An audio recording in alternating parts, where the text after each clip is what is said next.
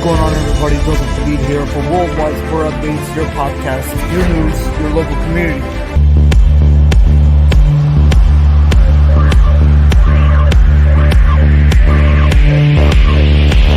Good morning, everybody. What's going on, everybody? Joseph Hadid here for Worldwide Sport Updates, your podcast, your news, your local community.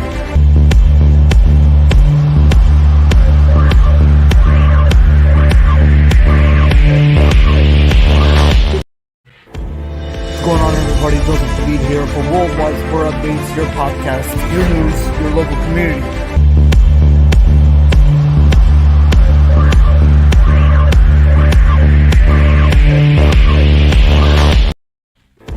What's going on, everybody? Joseph Hadid here for Worldwide Sport Updates, your podcast, your news, your local community.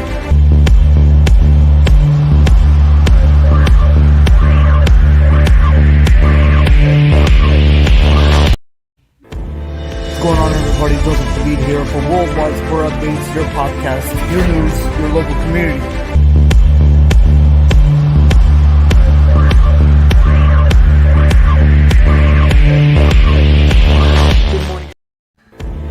What's going on, everybody? Joseph Hadid here for Worldwide Sport Updates, your podcast, your news, your local community.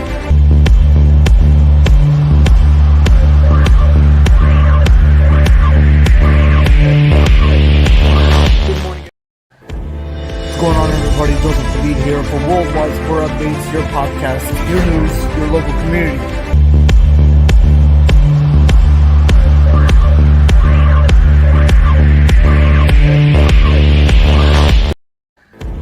What's going on, everybody? Joseph Hadid here for Worldwide Sport Updates, your podcast, your news, your local community.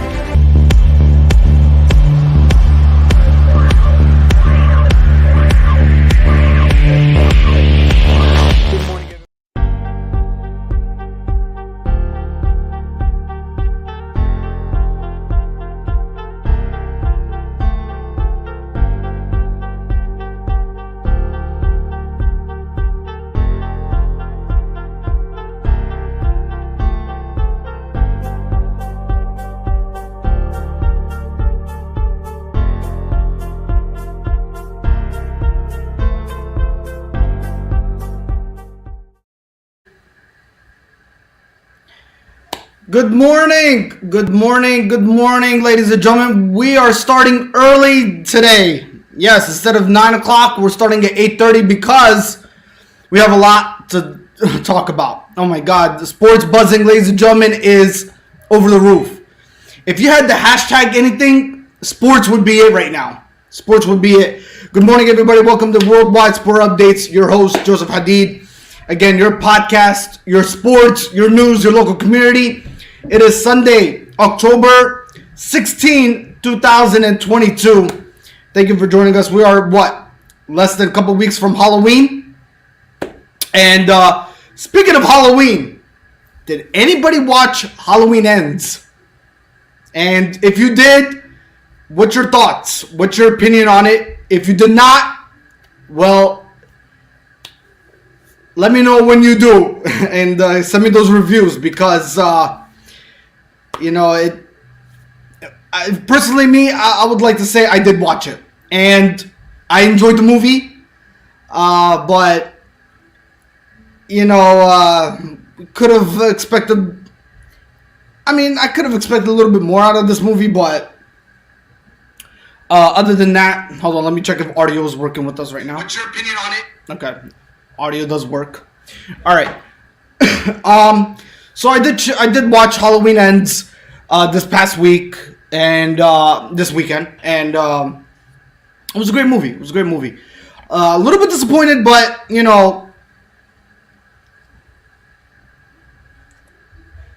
overall it wasn't too bad. Now, if you watched it, let me know what you think. If you didn't, as soon as you do watch it, let me know. Let me know what your thoughts and your opinion on the movie in itself. All right, ladies and gentlemen, before we get the ball rolling, because we're going to recap college football week 7. We're going to start with those because there's lots of scores to go over that transpired on your Saturday. We're going to talk UFC boxing. We're going to give you the results on that from Saturday. We're going to talk college football. We're going to talk NBA, as NBA preseason is now over. And the regular season starts on Tuesday. And we have 2 games on Tuesday. We're going to get to that. Also, we're going to talk a little bit of Major League Baseball coverage, playoffs. And I'll tell you what, shocking events in the Major League Baseball picture, folks. I am shocked. I am shocked to what transpired in the Major League Baseball playoff picture. We're going to talk about that here in a couple minutes throughout the show. So we're going to talk college football, UFC boxing, NBA, Major League Baseball. We might talk a little bit of hockey, ladies and gentlemen. I know the NHL hockey regular season started this past week. And also we have some news to share with you on hockey. We'll go through that as well. And also week 6 of the NFL. All right, so we have a lot to go over here on this show on your Sunday, October 16, 2022, folks. All right. First and foremost, ladies and gentlemen, I want to say this. The city of Philadelphia, ladies and gentlemen, if you're waking up this morning, the sun is always shining in the city of Philadelphia, folks. I kid you not. Right now, you got, right now the city of Philadelphia is a winning organization right now. A winning city in itself. You got the Flyers at 2-0 right now to begin the season. You got the Philadelphia Phillies, who are 5-1 in the playoffs. Yes, ladies and gentlemen, 5-1 in the postseason. You got the Philadelphia Eagles, who are undefeated. The only undefeated team in the NFL at 5-0. And you got the 76ers coming up. And you know what, ladies and gentlemen?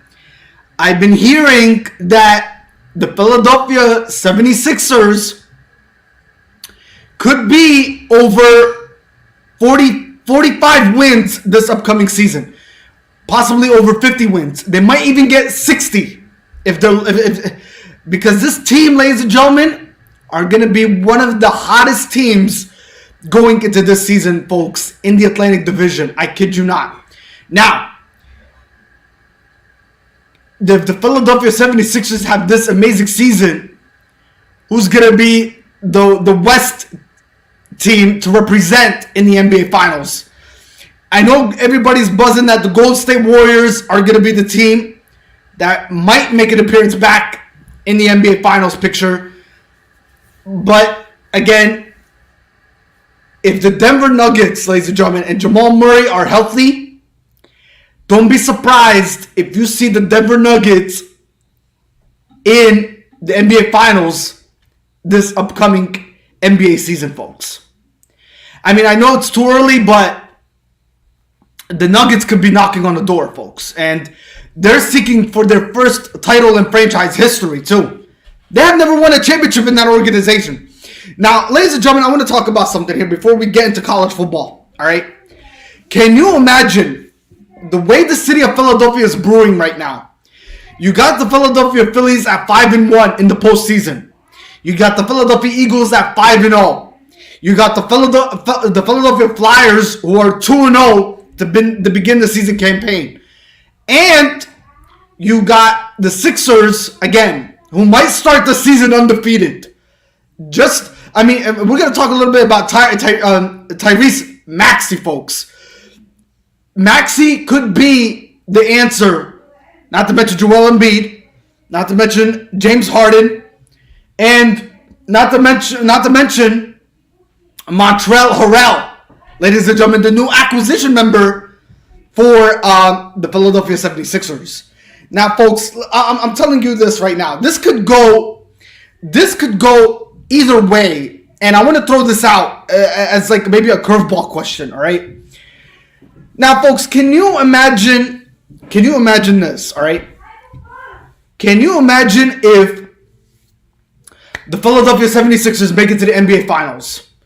Can you imagine if the Philadelphia Phillies make it to the World Series? Can you imagine if the Philadelphia Eagles make it to the Super Bowl? Can you imagine if the Philadelphia Flyers make it to the Stanley Cup. And all of a sudden, those 4 teams that I mentioned, they win championships in this season in its entirety, folks. Can you? I mean, when was the last time that actually ever happened in the city of Philadelphia, where we witness, and not to mention, how's the city of Philadelphia going to handle all this city celebrations? You know, think about that for a minute. Now, can you imagine if the Phillies win the Phillies win the World Series, if the Eagles win the Super Bowl, if the Sixers win the NBA Finals, and the Philadelphia Flyers win the Stanley Cup? Can you imagine if that all happens in one season? I mean, in 1 year, in 1 full year, folks. Can you imagine we witness history in the making of one city alone, and we're talking about the city of Philadelphia here, winning championships, winning the World Series, winning the Super Bowl, winning the NBA Finals, and winning the Stanley Cup, all in 1 year. Now, it could go the other way too.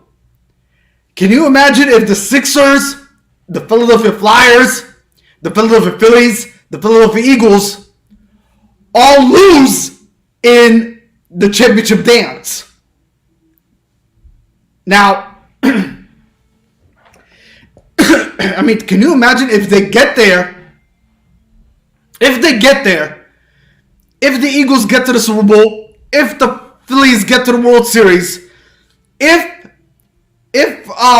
the Flyers get to the Stanley Cup, and if the Sixers go to the NBA Finals and they all lose in the major championship dance where it really counts. It can go both ways. It really can.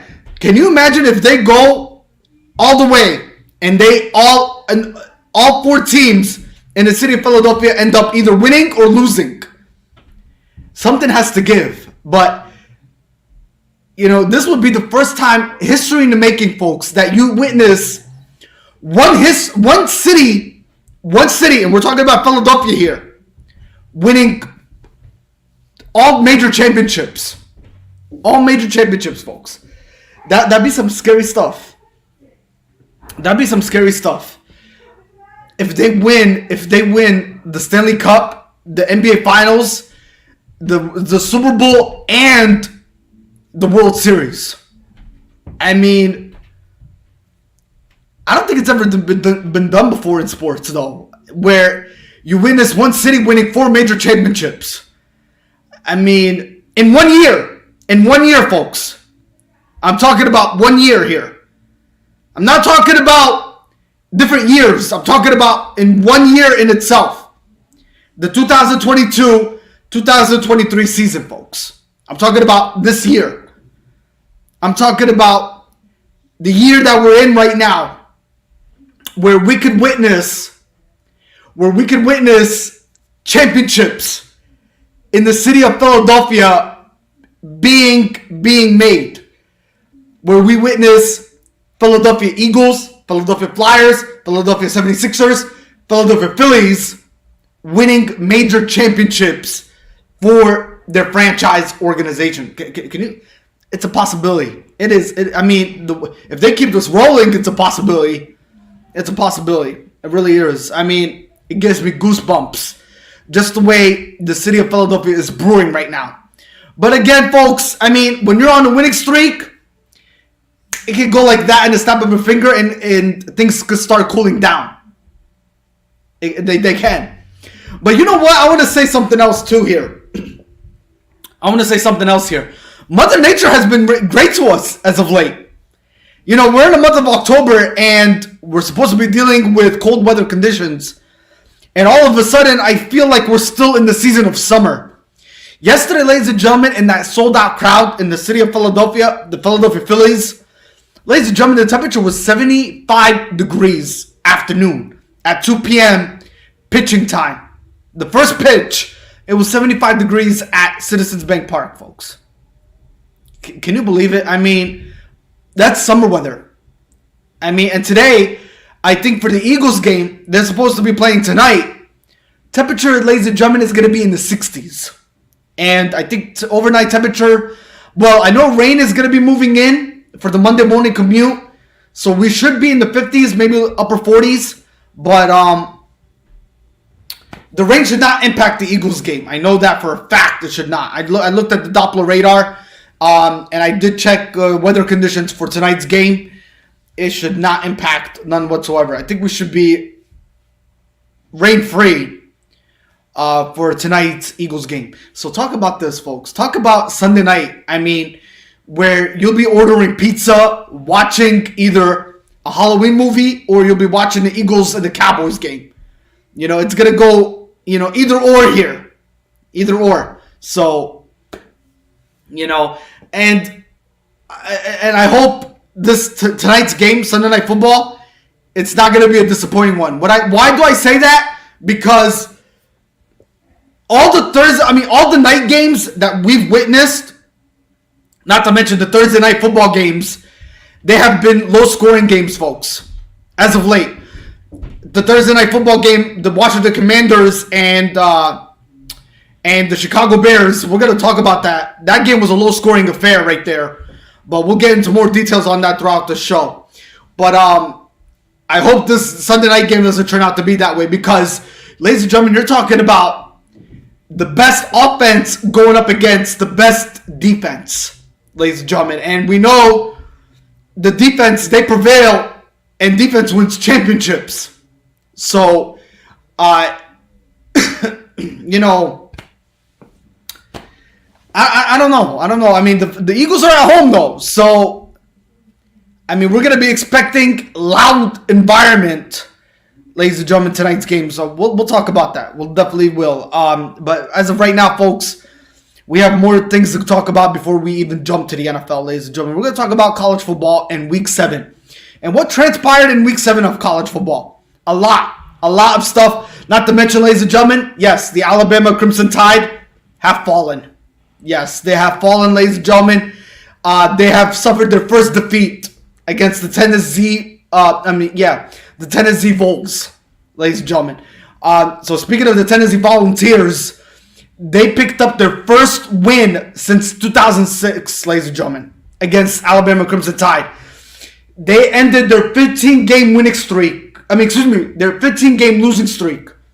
The Tennessee Volunteers ended their 15-game losing streak against Alabama Crimson Tide. What a game that was, ladies and gentlemen. I was watching that game yesterday, and the Tennessee Volunteers, folks, they were up in that football game. When I tuned into that game, the Tennessee Volunteers were up 21-7 in that football game, folks, before Alabama and Bryce Young made a comeback in that football game. And all of a sudden, folks, what a game it was. I mean, talk about that sold-out environment. It was a sold-out game, folks. The Tennessee Volunteers, they showed up. And not to mention, after the game, folks, they took out the goalpost. You know where you kick the field goal? They took out the goalpost, and they made sure that the goalpost was in celebration mode with that sold-out crowd. I mean, that's what college football is all about, folks. That hostile environment right there, that atmosphere. College fans, folks, they go beyond crazy, and they celebrate when they win close, tight games. And the Tennessee Volunteers, they knocked out Alabama Crimson Tide. Not to mention, they were the number 3 team, Alabama, going into this football game. And the Tennessee Volunteers, they were the number 6 team. So, folks, I mean, you can imagine that atmosphere and that environment there. Taking down the goalpost just to make it fully participate in that 3-point field goal game victory by Tennessee Volunteers. The final score in that football game, folks, by the way, was 52-49, Tennessee Volunteers. Again, it marks their first win since 2006, ladies and gentlemen, and they snapped their 15-game losing streak. Talk about something that, again, and coming into this game, by the way, Nick Saban had a 15-game winning streak against the Tennessee Volunteers before that was snapped. So again, talk about,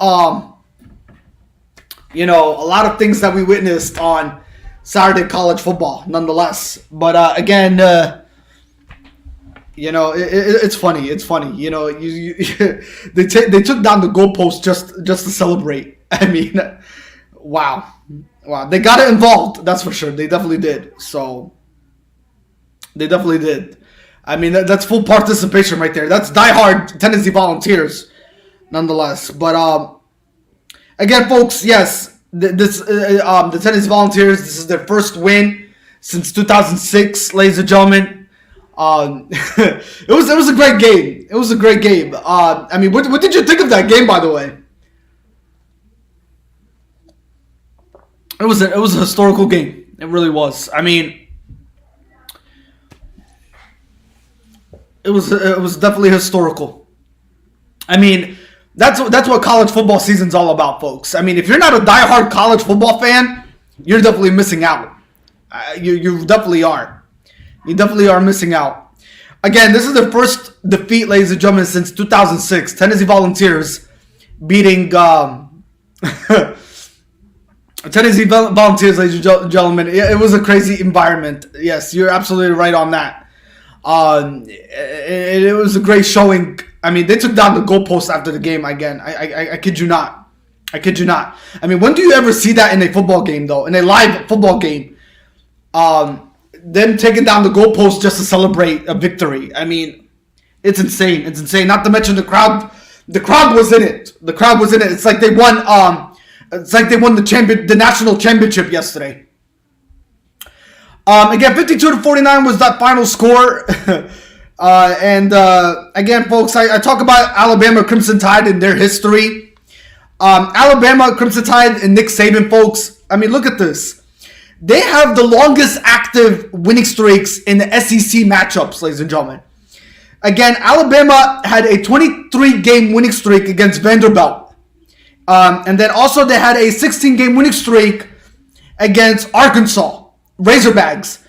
And they had a 14-game winning streak against Mississippi State in the SEC matchups. Those are the longest active winning streaks under Nick Saban, folks. For anybody that's not aware of Nick Saban's college football history resume. But they hold 23-game winning streak against Vanderbilt. They hold a 16-game winning streak against Arkansas Razorbacks. And they hold a 14-game winning streak against Mississippi State. But coming into that game yesterday, folks, they had a 15-game winning streak against Tennessee Volunteers before the Tennessee Volunteers snapped that with a victory.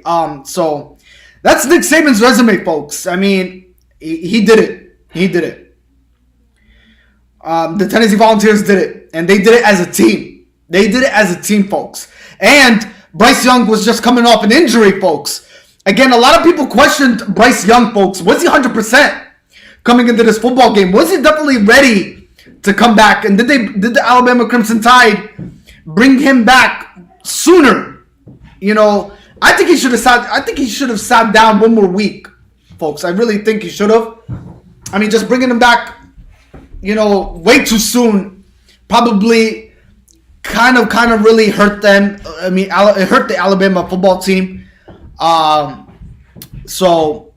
again, Alabama and Nick Saban are not making any excuses. They're really not. So, again, a defeat is a defeat, and it was a tight game too. So they fought to the finish. They battled. And again, folks, on the final drive of that play, again, I did watch that game. But for anybody that missed it, Alabama also, with 23 seconds left in the fourth quarter, they kicked a field goal and they missed it. Tennessee Volunteers, on that final drive, they went on to kick a field goal and they made it. So, again, goes to show you who was the better team yesterday in the SEC matchup. It really does show you. It really does. It really, really does. So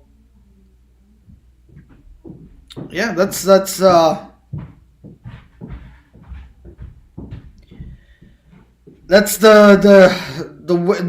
what we witnessed yesterday between that game. And also, ladies and gentlemen, there's another team that snapped a losing streak. Also, ladies and gentlemen, yesterday's football game, Lincoln Kennedy, ladies and gentlemen, and Roxy Bernstein and the Oregon State Beavers, ladies and gentlemen, they snapped, with that win, they snapped an 8-game, I believe an 8-game, yes, losing streak. They snapped an 8-game losing streak. So the Oregon State Beavers snapped an 8-game losing streak yesterday with the victory as well. So congratulations to the Oregon State Beavers on picking up a victory and snapping that 8-game losing streak in its entirety as well.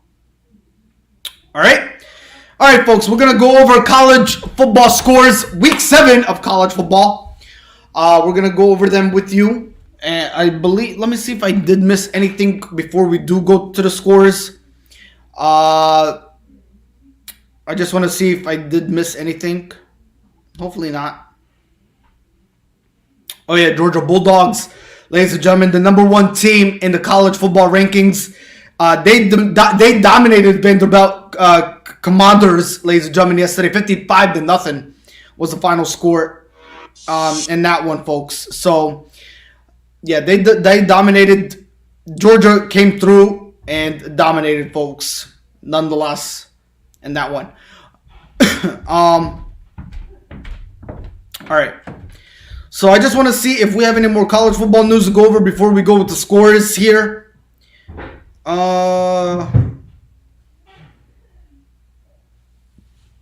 Let's see.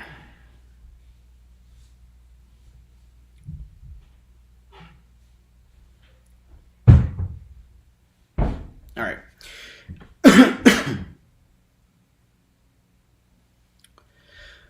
Oh, by the way, ladies and gentlemen, Syracuse Orange are undefeated. They're 6-0. Yep, Syracuse Orange are 6-0. We'll get to that, to exactly why they're 6-0 here in a couple minutes. So yeah, we'll recap all those, ladies and gentlemen, coming up here for you in a couple minutes. All right. Let me just check if there's any more college football news to go over. I'm just gonna make sure if I missed anything. But I think we probably covered everything though. Yeah, we did. All right, folks. Here we go. Let's go over some scores with you from week 7 of college football. Hopefully, everybody enjoyed those games. By the way, we had some interesting games, and not to mention, ladies and gentlemen, Penn State just came off a bye, and what happened? Now, Penn State, ladies and gentlemen, similar to last year, didn't they come off a bye and they were facing the Fighting Illinois football team in a horrific 7th overtime game, and Penn State suffered their first loss? Well, it's deja vu, but this time it's with a different opponent though. And it's under James Franklin nonetheless still. I don't know, something about Penn State and Indy Lions, man. Once they go 5-0, all of a sudden, they go downhill. And it doesn't get any better. And then in the next 2 weeks, where Penn State will be going up against Ohio State Buckeyes on October 29th. But that's in 2 weeks, so we'll talk about that. Yeah, they'll be going up against Ohio State Buckeyes in 2 weeks. But let's focus on week 7, and again, who will Penn State be playing in week 8? You know, so we're gonna talk about that. I mean, can they get their victory back and stay on that winning streak? Because it will not get any better for them, ladies and gentlemen, when they go up against Ohio State Buckeyes in 2 weeks. Again, the Ohio State Buckeyes are undefeated, and they're probably the best team. Again, every college football season, ladies and gentlemen, we watch, and the Ohio State Buckeyes are always the team that are the best team, flat out in college football, folks. Flat out, they are the best team in college football. All right. By the way, folks, the NFL does not have any London games today. All right, everybody's playing at 1 o'clock. So nobody's traveling to London this week for week 6. So all games will be on schedule today before kickoff time. at 1 o'clock, 4 o'clock, and 8 o'clock. So we'll talk about those throughout the show, as soon as we talk about everything else that needs to be covered. All right. Central Michigan, ladies and gentlemen, against Akron. Central Michigan, they beat Akron, ladies and gentlemen, by a touchdown yesterday. Final score 28-21 in that football game. And so far, going into the MAC standings for SMU. SMU, ladies and gentlemen, is 2-5, 1-2 in the conference. They did go up against Akron, ladies and gentlemen. This was a conference game. So Akron is 0-3. They lost their third conference game. And they're 1-6, ladies and gentlemen, in the MAC standings. So, again, none of these teams had nothing to show for it. But for SMU, they're 2-5 on the season. So Central Michigan beat Akron, ladies and gentlemen, with the final score yesterday by a touchdown, 28-21. Miami, Ohio against Bowling Green. Bowling Green, ladies and gentlemen, prevailed. 17-13 was your final score in that football game. Miami, Ohio is off to a 3-4 on the season. For Bowling Green, ladies and gentlemen, well, again, this was a conference game. And Bowling Green, they are also 3-4, 2-1 in the conference. Miami, Ohio is 1-2. So again, both teams are trying to get into the win column. They are under 500. So again, Bowling Green did prevail. Again, 17-13 was your final score in that matchup. Old Dominion against Coastal Carolina. Old Dominion, they prevailed. Ladies and gentlemen, 49-21 was your final score in that matchup yesterday. Old Dominion, ladies and gentlemen, they are in the S-Belt standings. And right now, ladies and gentlemen, Old Dominion is 3-3 on the season campaign. 2-0 in the conference. They're undefeated in the conference. And they went up against CCU. So speaking of CCU, ladies and gentlemen, Coastal Carolina suffered their first loss. Again, 49-21. They're 6-1, 3-1 in the conference. So I believe that's their first defeat. I believe so. I mean, well, again, at the hands of Old Dominion. Let's look at their schedule. Yeah, they were undefeated, folks, and they suffered their first loss against Old Dominion, folks. So Coastal Carolina, ladies and gentlemen, they fall to 6-1 on the season, and for Old Dominion, they go 3-3 on the season.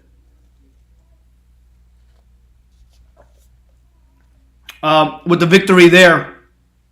So Old Dominion, they improved their record to 3-3, 2-0, undefeated. And this was a conference game in the S-Belt. So for CCU, suffering their conference loss, their first conference loss, and their overall standings at 6-1 in the season campaign. So again, not great news for Coastal Carolina. Again, I think this team is unranked. Yeah, they are unranked, folks. Both teams are unranked in the college football rankings. So again, Coastal Carolina, not a good statement by them. To suffer this loss and to suffer their only loss again to start the season, which was not a good showing for Coastal Carolina nonetheless. All right.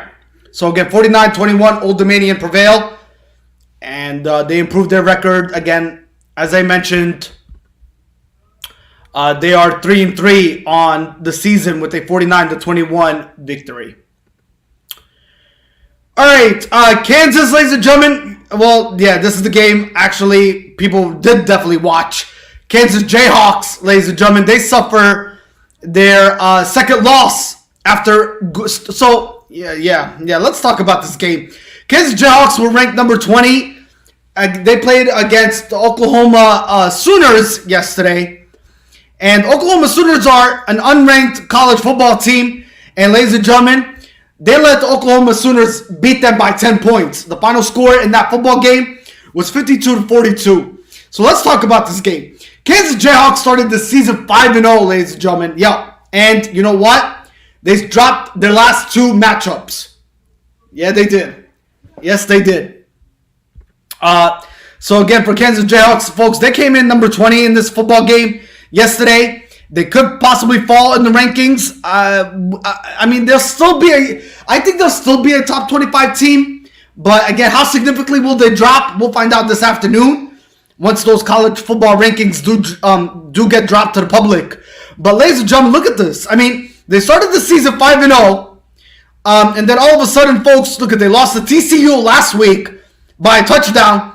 And then they lost to the Oklahoma Sooners by 10 points, folks. And it doesn't get any better for them going into next week, because next Saturday,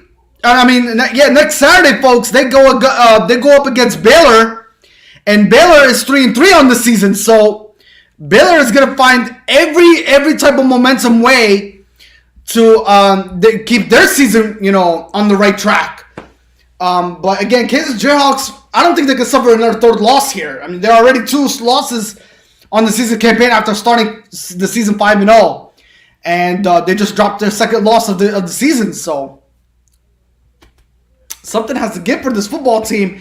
They got to figure out what's going on here, because dropping those 2 games is going to hurt them badly. And not to mention, they made it to the college football rankings for the first time in school program history. That they don't never.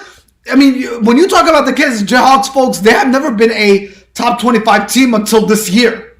So again, they gotta go back and look at film. They gotta analyze. Maybe fix up their playbook a little bit. Maybe make a little few changes here and there. What's not clicking for them? Is the defense not clicking? Is the offense not clicking? I mean, are they giving up?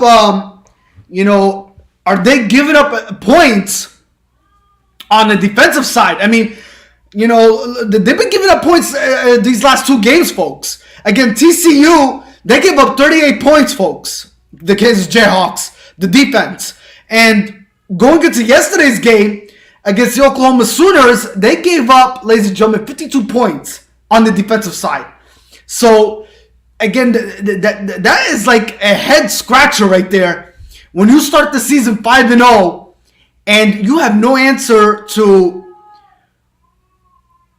why is this happening to us all of a sudden when we were on such a hot winning streak. I mean, again, I go back and I look at their schedule, folks, and look at this. I mean, the last 5 previous matchups for them to be 5-0, I mean, the defense still gave up humongous points. I mean, you go back to the WVU game on September 10, 2022, the defense gave up 42 points. And then against the Houston Cougars, the defense gave up 30 points, folks. And then against Duke Blue Devils, the defense gave up 27. Even though they were victorious, the defense is giving up so many points. And look at, folks, back on October 1st, when they went up against ISU, when they went up against Iowa State Cyclones, that was a low-scoring affair. It was 14-11, so at the snot of the nose, they barely came up with a victory in that football game. And the defense still gave up 11 points in that one. So, what's going on here? I mean, does the defense really need to go back and, ask themselves, is this a wake-up call? Because they've been giving up points on the other side of the ball as of late. So, and then you can't forget the offense. I mean, are they not running with the ball much? Or is their passing being such a difficult trend? Again, they need answers. They need answers, folks. I mean, they need answers, ladies and gentlemen. They really do. I mean, you talk about their quarterback, Jalen Daniels, ladies and gentlemen, and his matchup here against against TCU, folks, where he posted no touchdowns, no interceptions last week against TCU in that 7-point game loss. By a touchdown. He only posted 89 yards in passing. So again, Jalen Daniels needs to figure something out. I mean, what's going on? He needs to get it together, folks. He really does. It was not the best day for him at all. It was not the best day for Jalen Daniels. None whatsoever. So hopefully the Kansas Jayhawks can figure out, what is exactly, happening. They could finally, get back into the winning column. So they need to figure it out. They definitely do. I mean, again, I talk about Jalen Daniels, and again, is that offense, struggling? Again, folks.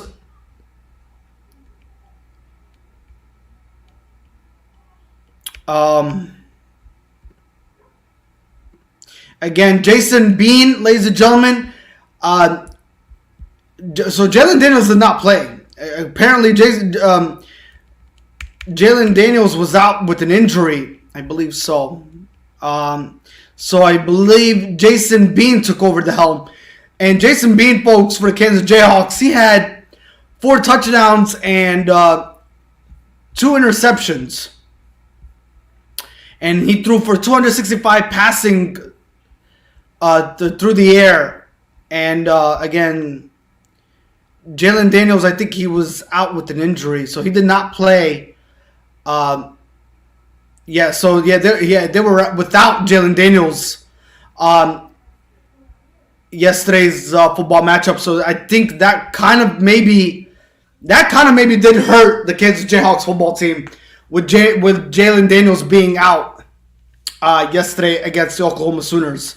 But again, Jason Bean, folks, I mean, he did not have a great performance. Again, 4 touchdowns, 2 interceptions, and 265 passing through the air.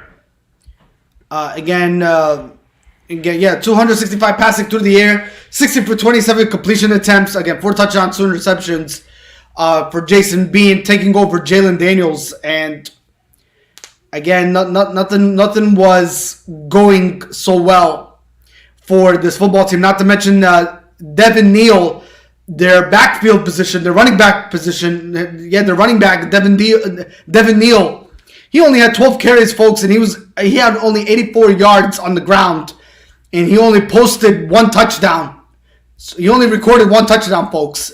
So the Kansas Jayhawks football team definitely struggled. They need to figure exactly what is wrong with this football team. They need to figure something out fast, because again, they dropped 2 games going into the season, and they started the season 5-0. And again, the defense is giving up way too many points on the opposing side, and the offense, again, they lost their quarterback, which definitely hurts as a football team, because you don't want to lose your leader, because when you lose your leader, it just definitely impacts the football team in its entirety, folks. So they need to figure something out, though. They need to figure something out, and they need to act really fast before they definitely slip, because again, when you talk about the Kansas Jayhawks and them being a top 25 team in the same sentence, you hardly ever hear it so much.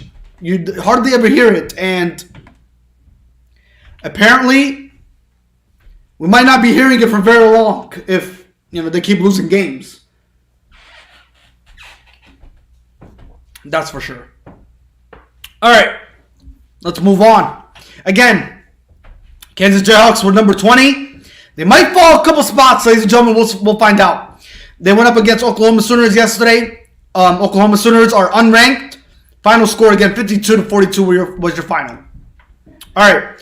Minnesota against Illinois. Illinois, ladies and gentlemen. Yes, these fighting Illinois. Talk about these fighting Illinois, man. The fighting Illinois are, ladies and gentlemen, in the standings right now. They are hot as any team, ladies and gentlemen. 6-1, 3-1 in the conference, and they continue to, again, where they left off last week. I mean, again, folks, last week it was a low-scoring game against Iowa, ladies and gentlemen, against the Iowa Hawkeyes.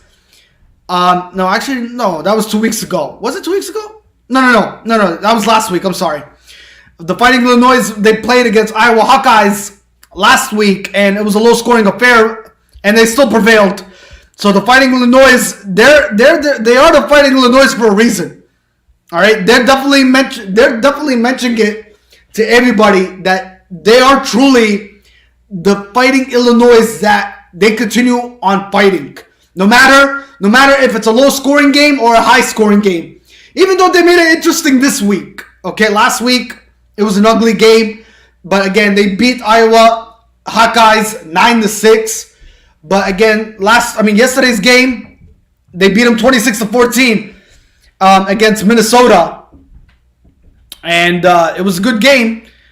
Minnesota was on the road against Illinois, and Illinois just continued to show everybody who the Fighting Illinois truly are. I mean, for Minnesota, they fall to 4-2 on the season, but Fighting Illinois, ladies and gentlemen, they just continue to keep on winning, and they never looked back, folks. They never did. I mean, again, their last loss was on a 3-point field goal attempt when they went up against, ladies and gentlemen, back on September 2nd, when they went up against Indiana Hoosiers, and they lost by 3 points against that football team. And as of late, ladies and gentlemen, I mean, the Fighting Illinois, ladies and gentlemen, I'm going to talk about this for a minute here. The Fighting Illinois, their defense have combined in keeping their opponents less than 20 points. Actually, no, less than 25. Less than 25, folks. The Fighting Illinois against the opposing against their opponents have been less than 25 points in the start of those 7 weeks, actually. So what I mean by that is going back to back on week 0, ladies and gentlemen, they beat their opponent team. On week 0, they beat Wyoming Cowboys 38-6, and then they defeated Indiana Hoosiers. They lost to Indiana Hoosiers. 20-23, and then they went up against Virginia Cavaliers on September 10, where they defeated them 24-3, and then they went up against Chattanooga, where they defeated that football team 31-0. And then they went up against Wisconsin, where they defeated them 34-10. And then went up against Iowa, where they defeated the football team 9-6. And then they defeated Minnesota 26-14. So you talk about those teams that I mentioned for the first 8 weeks for this football team. The defense has been doing their homework. I mean, against their opposing teams, where they've been nothing but below 25 points those first 8 weeks of this football. For this football team, by the way, folks, they have already played 8 weeks of football. Yes, actually, going into week 8, because they did play week 0. This was week 8 for this football team, for the Fighting Illinois. That's why their record right now is 6-1 on the season, and they're 3-1 in the conference. So they're right there. They're actually, no, wait. They're supposed to be 7-1. Did they have a bye week or something? I believe they did have a bye. I think they did have a bye week. I think the Fighting Illinois did have a bye week. I'm pretty sure that bye week, possibly, I think it came. Let me check. Let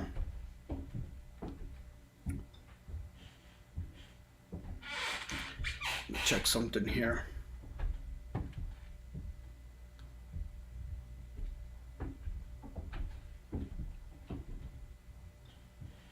Yeah, they had a bye week. So they already had a bye week, the Fighting Illinois. So they should be 7-1 really, but again, they're 6-1 because the football team did have a bye week. So again, they're right where they're at right now. So going into the 8 weeks of football, I know they played 8. They're supposed to be 7-1, like I mentioned. So again, when you look at the schedule, they did have a bye, but you go. Well, yeah, but again, they were supposed to be 7-1, but they did have a bye week. But other than that, folks, this team is on a winning streak. I mean, since week 2. Since they lost to that football team. Again, I go back to the Fighting Illinois when they lost on September 2nd against the Indiana Hoosiers. Again, they've been on a amazing winning streak. 5-game winning streak for the Fighting Illinois. So they're doing what this football team is expected of them, and they're trying to nonetheless get to where they need to be. Again, the Fighting Illinois are unranked. Minnesota's unranked, but they're trying to make a statement again with the rest of the season and how it's going for them.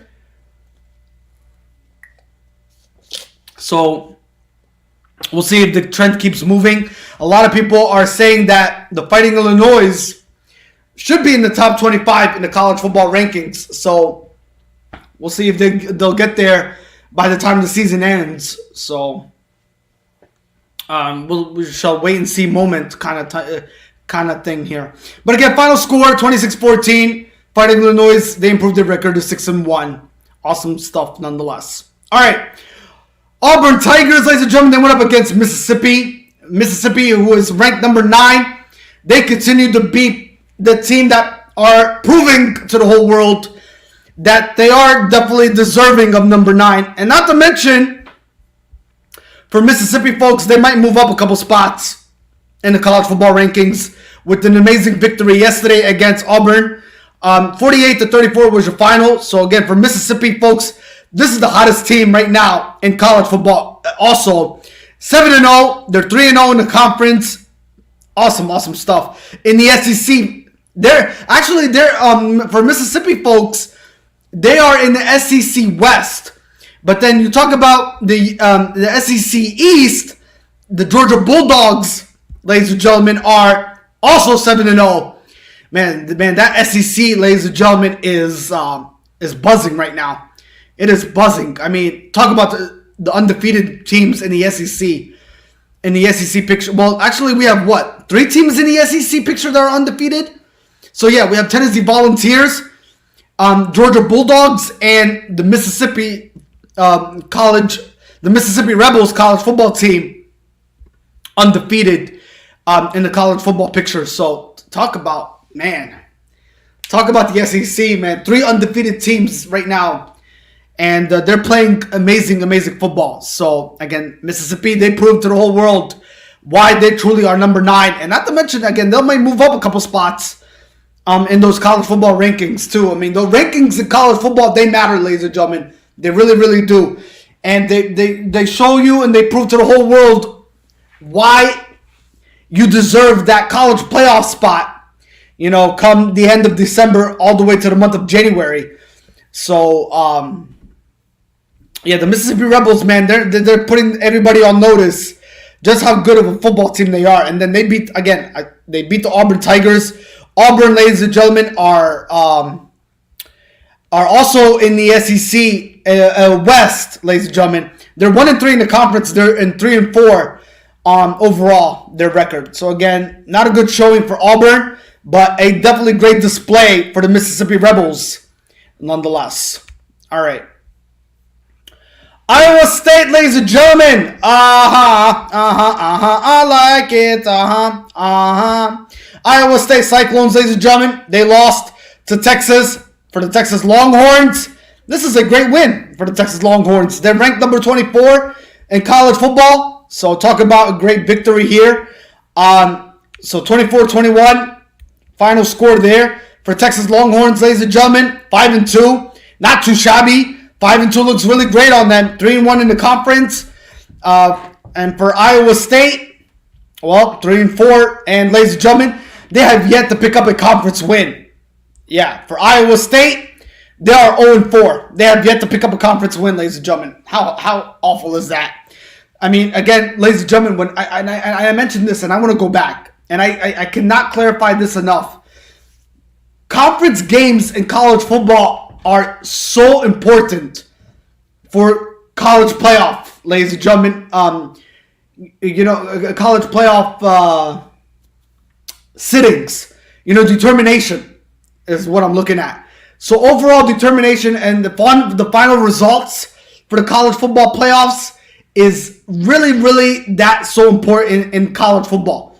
If you're 0-4 in the conference, I mean, your season's pretty much down the tubes, down the drains by now. So again, it's like rivalries. It's like a rivalry game, and I think they are rivalry games. I might be wrong, but they are really important, folks, in college football. They really are. And if you can't win conference games, well,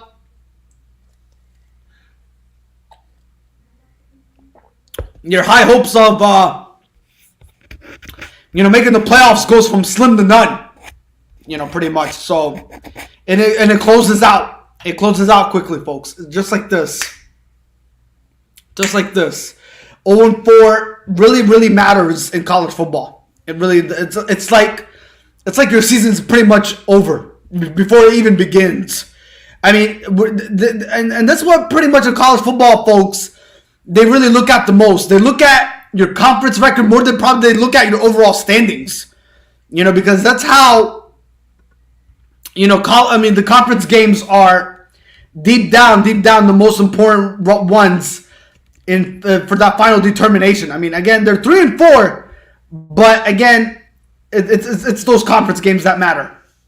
It really is. So if you can't win them, you can't win them. You got to figure something out. All right. Well, James Franklin, Jimmy Franklin, and the Penn State Nittany Lions. The Penn State Nittany Lions. Well,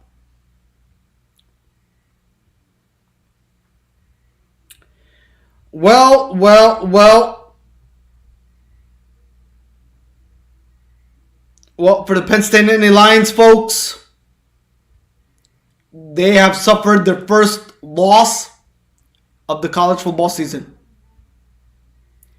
They have suffered their first loss of the college football season.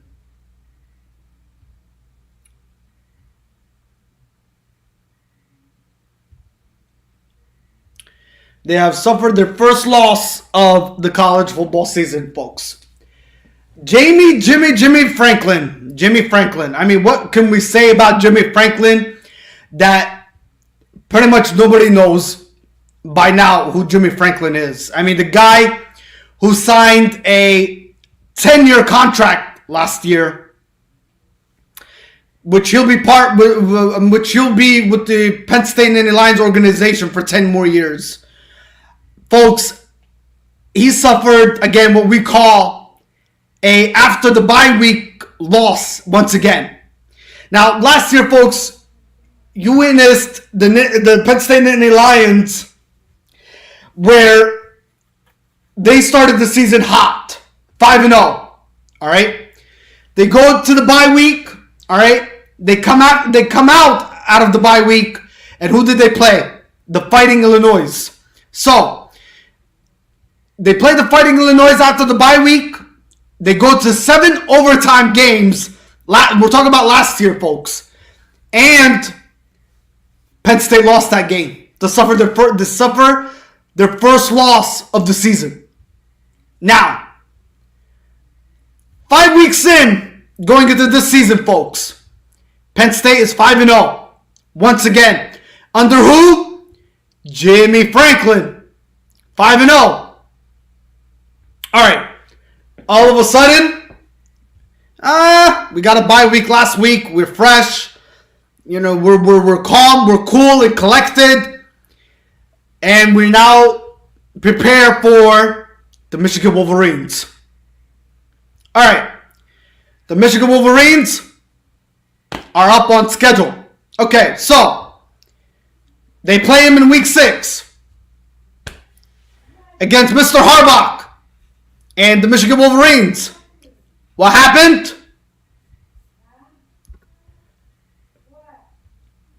41-17 is what happened.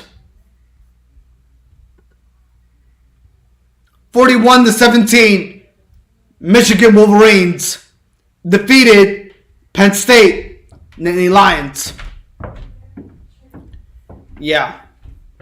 41-17. Penn State came number 10, while Michigan came in number 4.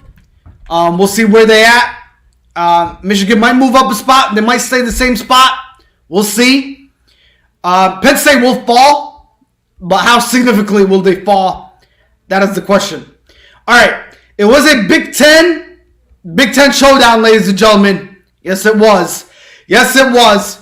Penn State is 5-1, 2-1 in the conference.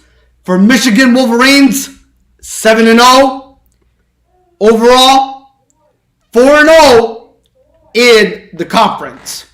They are undefeated, folks, for Michigan Wolverines. You know what, folks? I mean, I want to talk about the Michigan football team here real quick. The Michigan football team,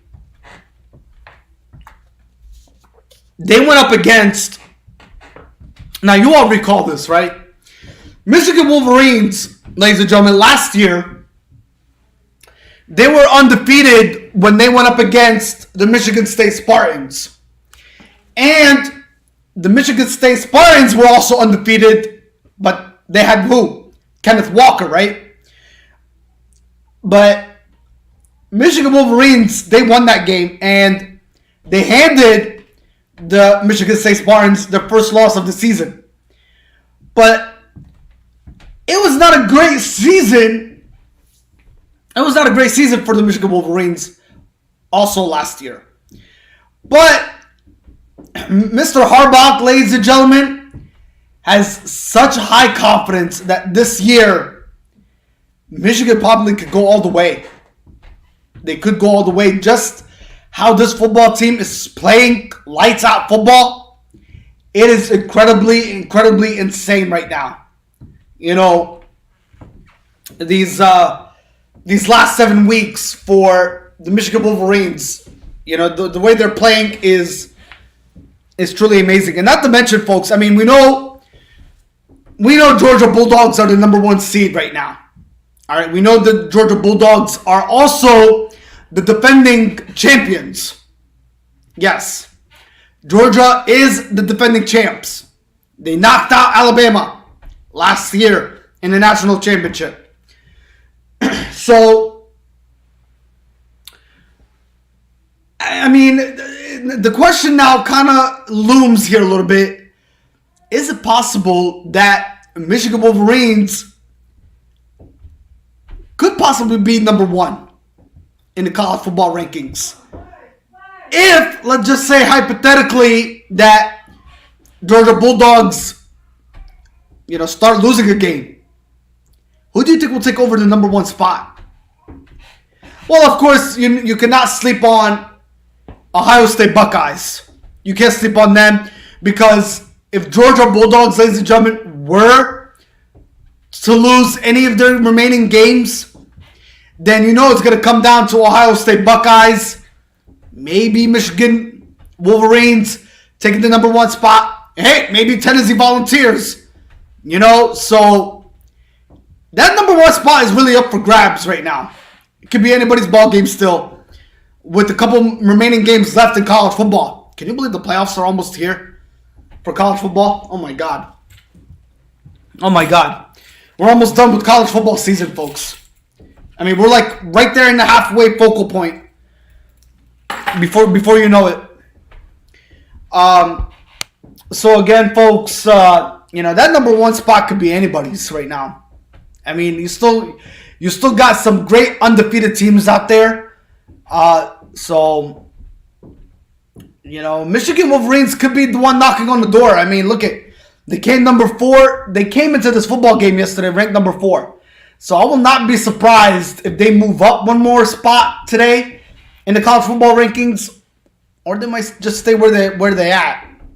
But we're gonna wait and show and see. What we're gonna be expecting from this Michigan Wolverines team. All right. With that being said, 7-0, 4-0 in the conference. I mean, this team is it's clicking. It's clicking right now. The past 7 weeks, they've been on a historical ride for the Michigan Wolverines. Not to mention that they defeated, ladies and gentlemen, back in week 1. They beat Colorado State Rams 51-7.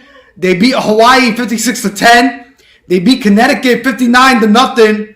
They beat the Maryland Terrapins 34-27. They beat Iowa 27-14, and they beat Indiana Hoosiers 31-10. And yesterday, they beat Penn State 41-17. Now, ladies and gentlemen, look who Michigan Wolverines play next Saturday. The Michigan State Spartans.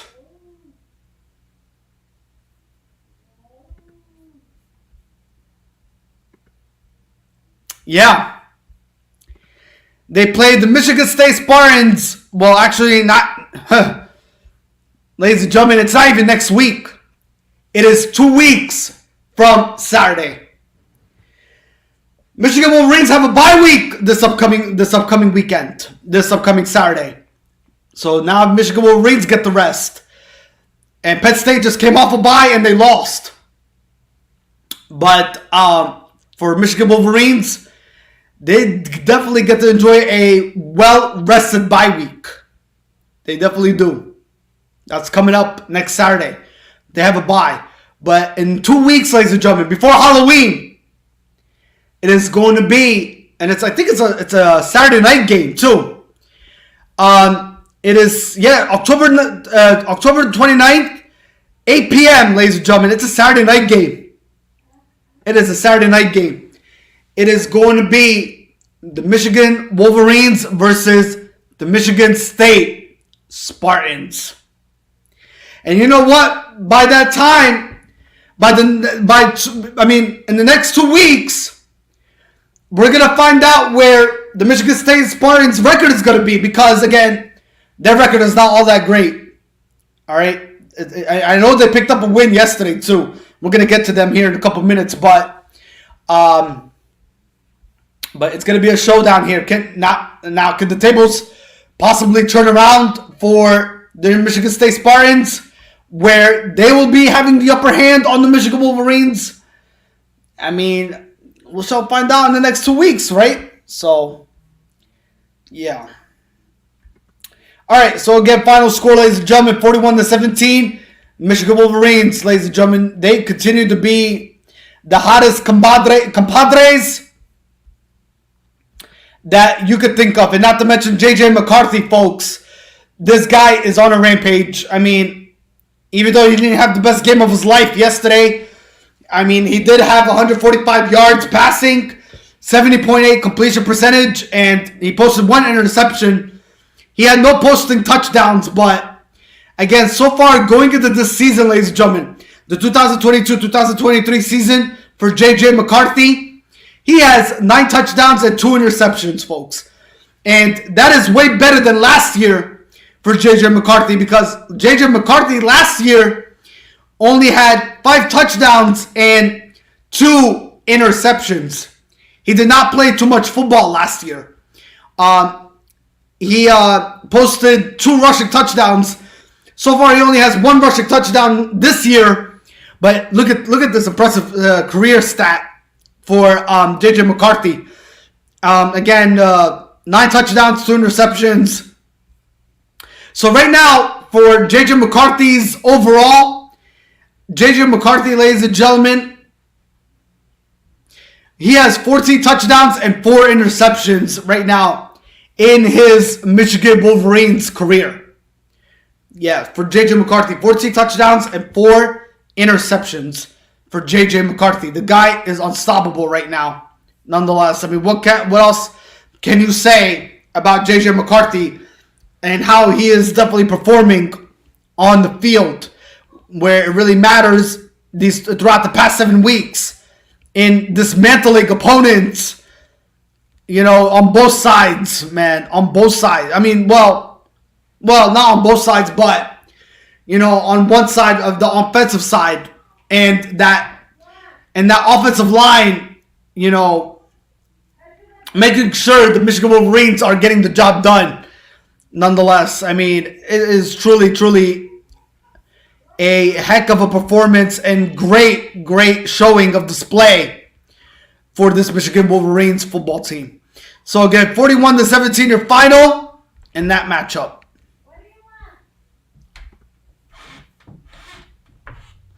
All right. Colgate went up against Army. Army defeated Colgate 42-17 was your final. The Miami Hurricanes, ladies and gentlemen, finally picked up a win. They beat up Virginia Tech 20-14. So for the Miami Hurricanes, 3-3, 1-1. And everybody thought the Miami Hurricanes were going to be doing something special this year. Well, you know what? For Miami Hurricanes, after starting the season 2-0, they dropped 3 of their last games, ladies and gentlemen. Yeah, the 3 games dating back to September 17, September 24, and October 8. They dropped their 3 games, ladies and gentlemen. They were 2-3, ladies and gentlemen, before they beat Virginia Tech yesterday. And they're 3-3 on the season. So they dropped 3 games, ladies and gentlemen, after starting the season 2-0 for the Miami Hurricanes. And everybody thought the Miami Hurricanes were going to be supposedly that football team that were going to change things around from last year compared to this year. And it looked like Miami Hurricanes definitely came up with a victory against Virginia Tech yesterday because they pressed the panic button. Yes, I mean, after going on a 3-game losing streak, they definitely had to press that panic button just to figure out what was going on with this football team, and they definitely figured it out yesterday in a low-scoring affair. Nonetheless, I think it was a 6-point game, so beating Virginia Tech.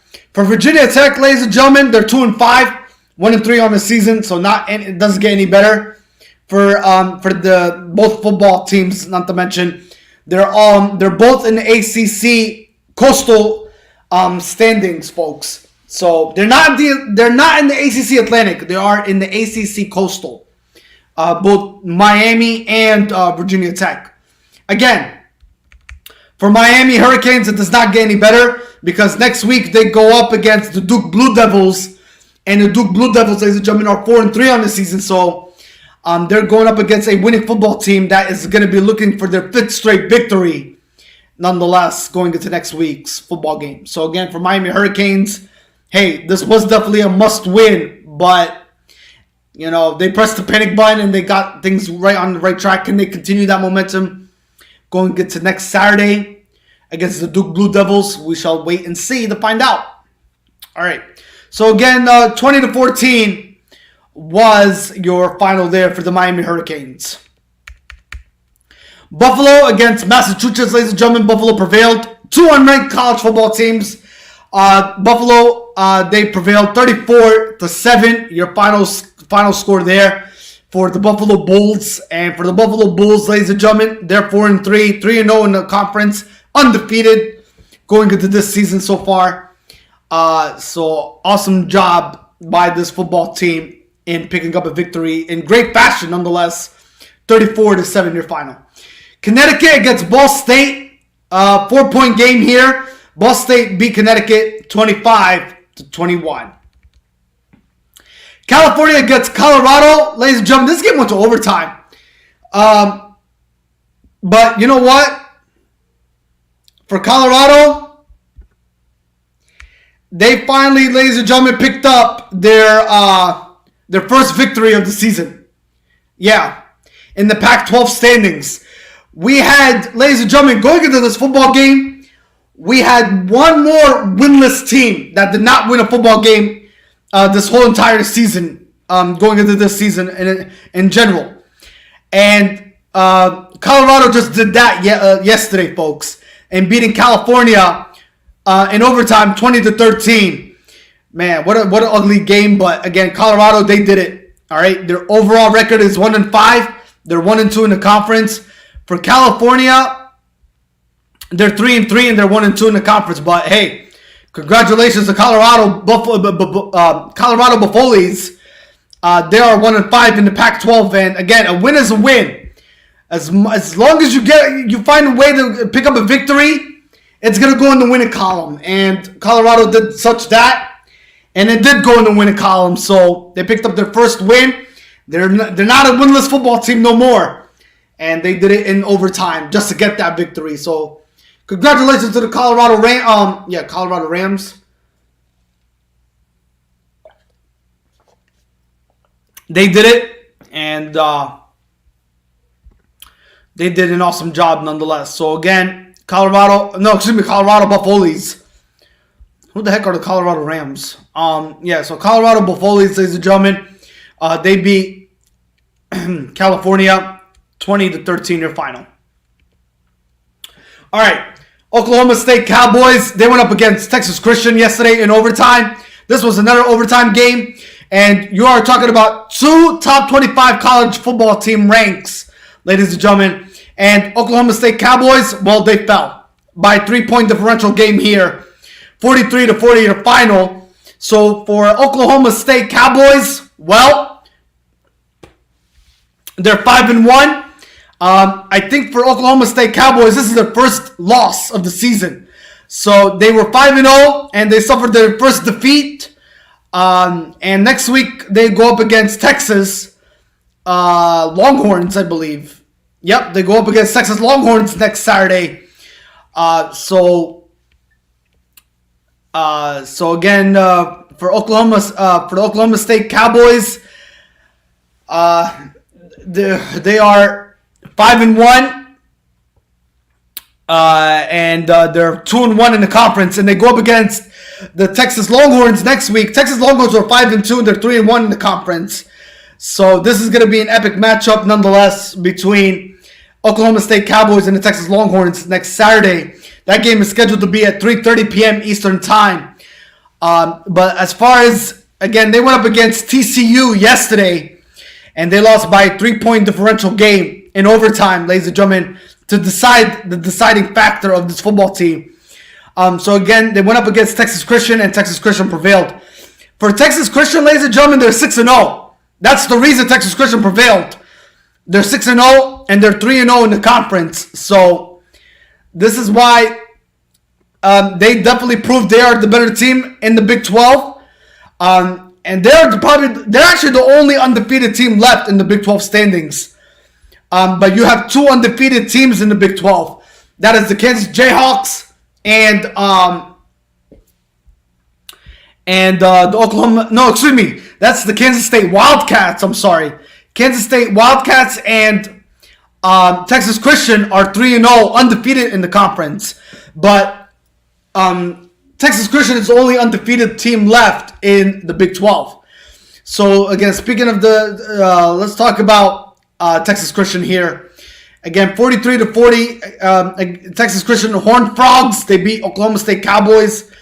And again, ladies and gentlemen, they put on a heck of a display in a tight contested battle, folks, nonetheless.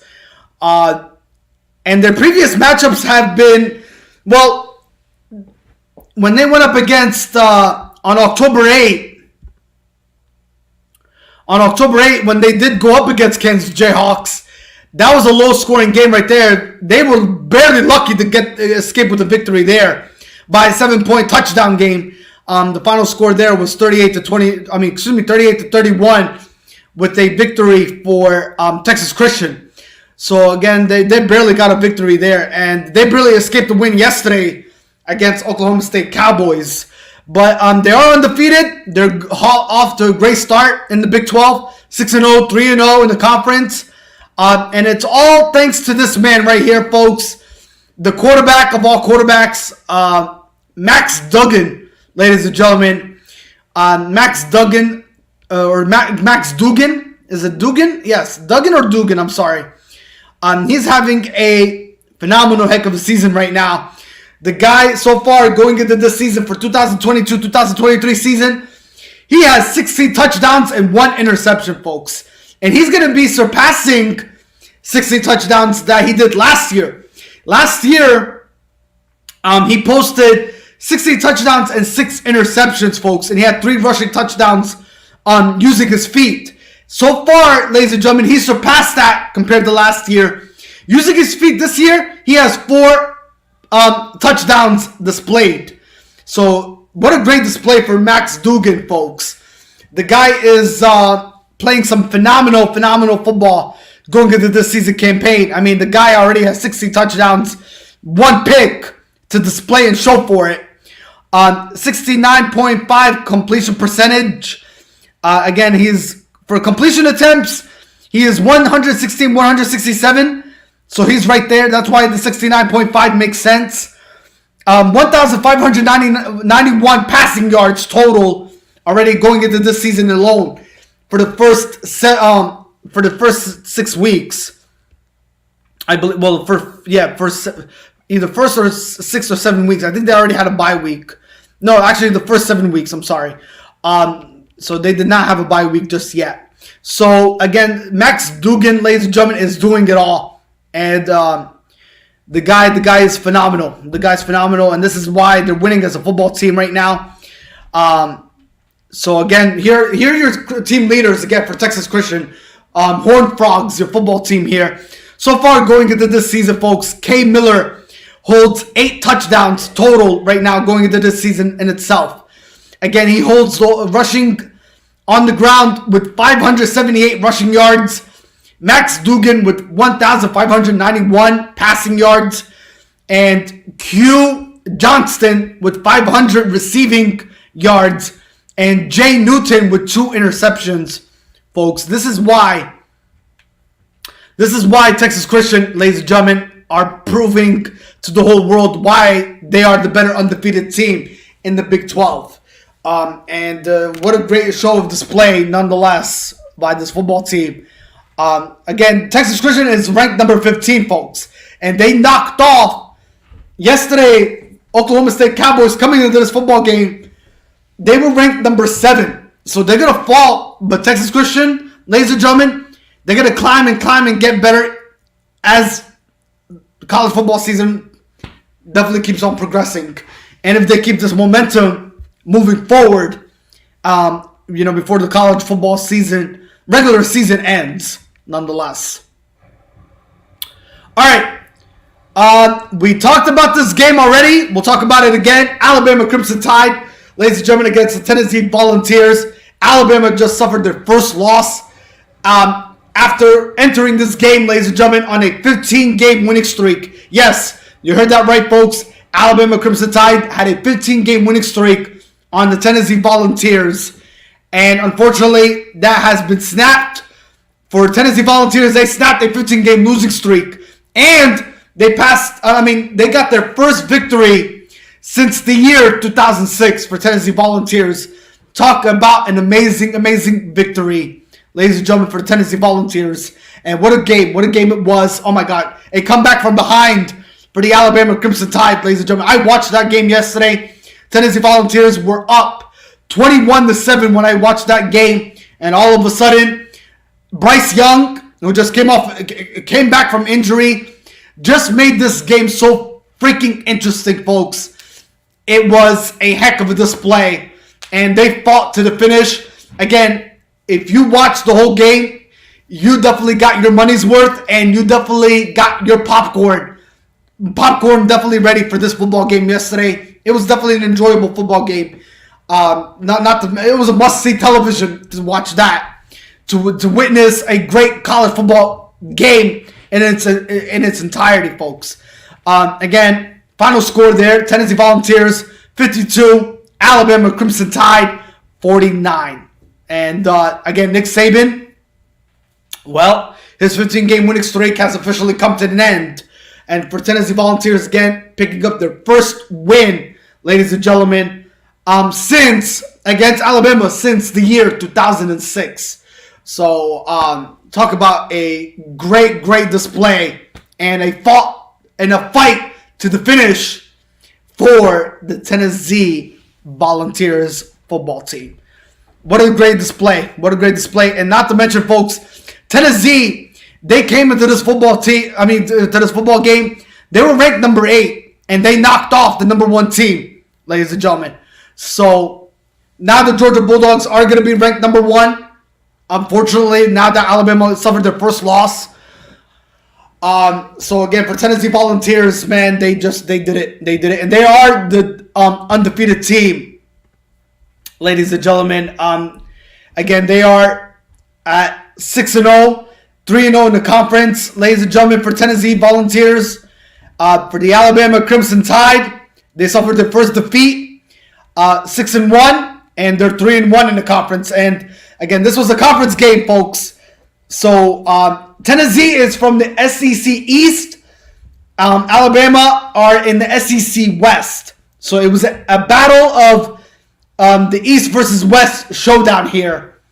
And what a great display. This was the great college football game to ever watch yesterday. You definitely had to put some glue into your seats just to be glued onto that television and go like this throughout the whole entire game, just to witness a great display of college football on a Saturday. And not to mention, folks, after the game, they ripped off that goalpost, and they took the goalpost with them to celebrate that amazing victory against Alabama Crimson Tide and Nick Saban. So what a great show display, nonetheless, by the Tennessee Volunteers. It was a phenomenal game. It was a phenomenal game. Nonetheless. So again, I'm gonna hashtag, ladies and gentlemen, a good buddy of mine who actually enjoyed watching that game yesterday too. So he's a great buddy of mine as well. I used to work with him. So basically, he's a great friend of mine. He is, and he watched that game yesterday. He witnessed it. And it was a great showing of display by the Tennessee Volunteers to remain undefeated, folks, going into the season, and giving Alabama, again, Crimson Tide, their first loss of the season in itself. So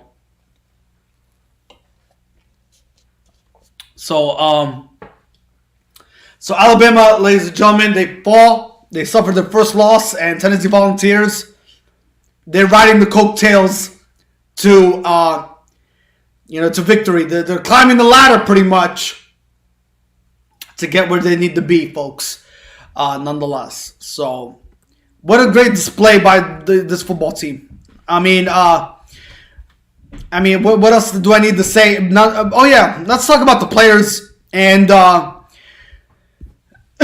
the team leaders that are putting on a heck of a display for the Tennessee Volunteers, folks. So far going into this season, man, talk about, ladies and gentlemen, none other than, and he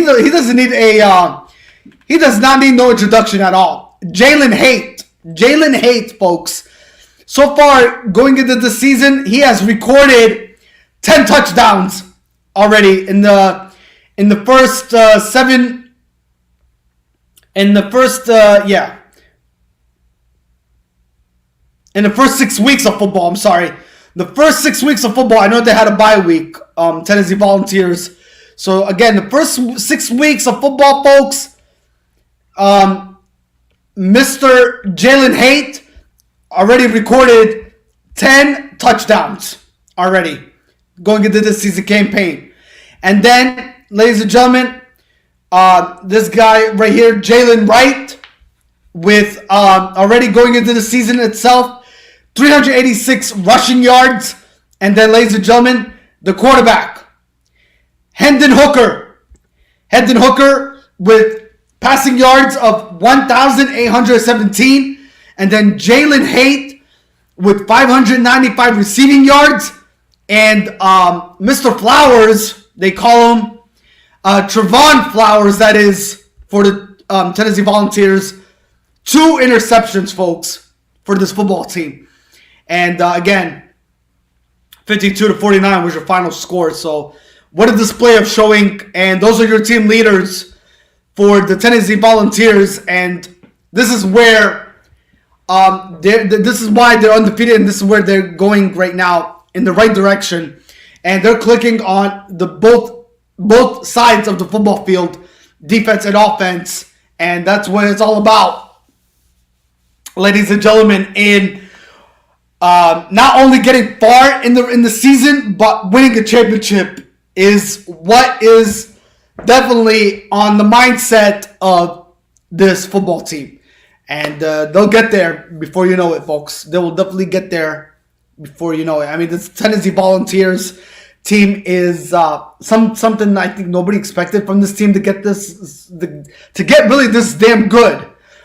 Because I don't think we did even talk about the Tennessee Volunteers being a top 25 team last year, and all of a sudden, look at where they're at. They're in the top 25, so this is pretty amazing stuff for the Tennessee Volunteers, nonetheless. All right, Georgia Bulldogs, who will definitely get number 1. They came number 2 yesterday. They beat Vanderbilt 55-0. So again, Vanderbilt had no answer, none whatsoever against Georgia Bulldogs. And what do you expect? The Georgia Bulldogs are the defending, world champs. So, what else can you expect from this football team that is undefeated right now at 7-0 in the SEC East, and they're 4-0 in the conference as well.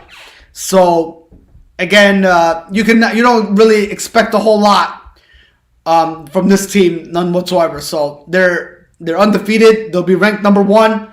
They'll take the number 1 spot, and they are your defending champs nonetheless too. So what a hot start for the Georgia Bulldogs.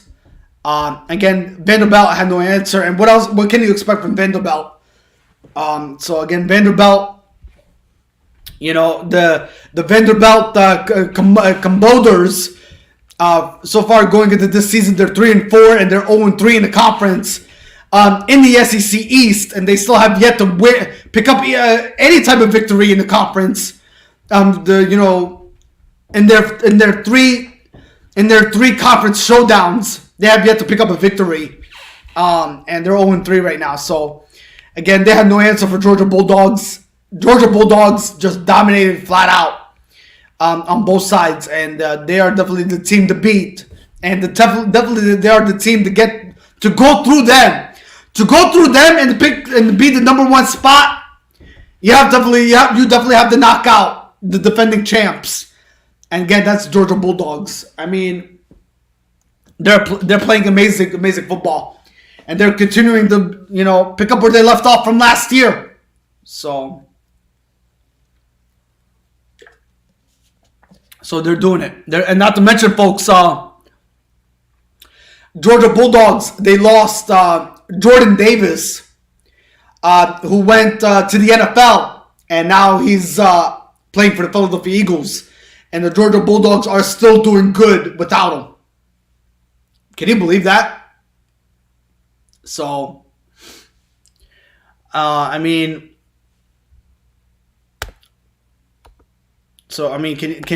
believe that? Well, no, hold up. This is,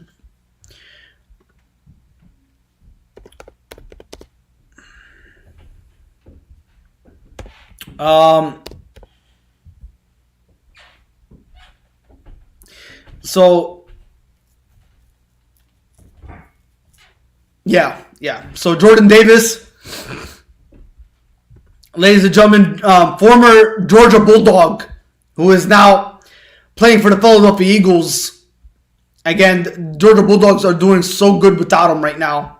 It is unbelievable. It definitely is. And they're putting on a heck of a great display in general. So,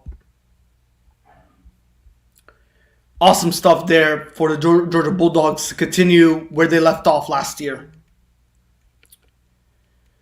All right. All right, let's continue. All right, Arkansas Razorbacks, they went up against Birmingham Young. Arkansas, ladies and gentlemen, what else can you expect from Arkansas? They beat Birmingham Young 52-35, your final score there. So great display by the Arkansas Razorbacks. All right, so great display there. 52-35, your final. All right, Ohio against Western Michigan. Ohio beat Western Michigan 33-14, your final. Charlotte against UAB. UAB, they beat Charlotte 34-20, your final score there, ladies and gentlemen. Western Kentucky against Middle Tennessee. Western Kentucky, they beat Middle Tennessee 35-17, your final in that matchup, ladies and gentlemen. North Carolina State against Syracuse Orange. Ladies and gentlemen, Syracuse Orange, they're undefeated, 6-0, ladies and gentlemen, defeating North Carolina State. North Carolina State, this was an upset, by the way. North Carolina State was number 13 coming into this football game yesterday. Syracuse Orange was number 18. But that's why I say it was an it was an upset, because they beat a team that's, at number 13, and they are at number 18. With that being said, Syracuse, ladies and gentlemen, are 6-0, 3-0 in the conference, and they are sitting second place in the ACC standings, Atlantic, behind the Clemson Tigers, who are 7-0, and they're 5-0 in the conference, ladies and gentlemen, for Clemson. Man, talk about Clemson, folks. We'll get to that. We'll get to that football team. Oh my God, Clemson is on a roll. Clemson is on a roll, folks. But for Syracuse Orange, what a great victory for them. 6-0, undefeated, beating North Carolina State, who was ranked number 13, and Syracuse was ranked number 18. So they proved that they deserved the number 13 spot more than North Carolina proved that they deserved to be in number 13. So what a great display by Syracuse Orange, ladies and gentlemen, nonetheless. All right, Gardner-Webb at Liberty. Low-scoring game here, 1-point game nonetheless. 21 for Liberty. Final score 21-20 against Gardner-Webb. Maryland against Indiana. Maryland, ladies and gentlemen, the Maryland Terrapins, they beat Indiana 38-33, your final. And speaking of the Maryland Terrapins, Tully Tagovailoa left the game yesterday with an injury. We don't know how severe it is just yet. Once we get more details on Tully Tagovailoa, we'll definitely bring it to you. So stay up to date on that on our group pages, on our Facebook group page, on our Twitter page, for the latest update on Tully Tagovailoa. But they did pick up the victory based off his absence. Again, low-scoring affair though, but it was 38-33. Your final. Again, for the Maryland Terrapins, well, in the Big Ten standings, where they're sitting at right now, again, 5-2. They're 2-2 in the conference. Against Indiana. For Indiana, ladies and gentlemen, well, for Indiana, ladies and gentlemen, they are 3-4, and they're 1-3 in the conference. So Rutgers is the only team that is winless in the conference in the Big Ten East. So yeah, that's where the Big Ten East right now looks like. So Rutgers is the only winless team in the Big Ten East, nonetheless. So that is your final score there, Maryland Terrapins edging out a victory against Indiana. 38-33, your final. All right, Texas State against Troy. Troy beat Texas State 17-14, your final. Northern Illinois against Eastern Michigan. Northern Illinois, they beat Eastern Michigan 39-10, your final there. Kent State against Toledo. Toledo beat Kent State 52-31. James Madison against Georgia Southern. Georgia Southern, they beat James Madison 45-38, your final. Louisiana Tech against North Texas. North Texas, they beat Louisiana Tech 47-27. 20-point differential game there, your final. Tulane against South Florida. Tulane, they beat South Florida 45-31, your final. Wisconsin against the Wisconsin Badgers against the Michigan State Spartans. This game went to overtime. Michigan State Spartans defeated the Wisconsin Badgers 34-28. Your final there, ladies and gentlemen. So, Michigan State Spartans, ladies and gentlemen, with that victory, they have proven their record to 3-4. They're 1-3 in the conference for Michigan State Spartans. And next week, how lovely is this? How lovely is this? You know, talk about last year and going into this year. The Michigan State Spartans also have a bye week this upcoming week. But look, the record is totally different than compared to what it was last year. Last year, the Michigan State Spartans were undefeated and the Michigan Wolverines were undefeated. Now, going into this year, the Michigan Wolverines are undefeated, but the Michigan State Spartans are 3-4. So they have a bye week now. They'll rest and they'll prepare for the Michigan Wolverines in less than 2 weeks, folks. So what a great matchup that's going to be. Two teams just coming off a bye. So the question is, who's going to want it most? You know? So we shall see. Again, Michigan Wolverines, they already proven that they're the better team in the state of Michigan. So I don't think we're going to be expecting anything different, because I think Michigan Wolverines are just going to they're going to, just keep the trend going, and they're going to pick up where they left off in picking up a victory yesterday against Penn State. So, but again, folks, don't forget, when you're on the bye week, sometimes being a little rusty could be a whole difference maker. Just keep that in the back of your mind. All right. So again, folks, Michigan State, they beat the Wisconsin Badgers. They went to overtime. Man, Michigan State, ladies and gentlemen, man, Michigan State should be lucky that they even barely escaped with the victory in this one. I mean, Wisconsin gave them a heck of a fight. Not to mention the Wisconsin Badgers are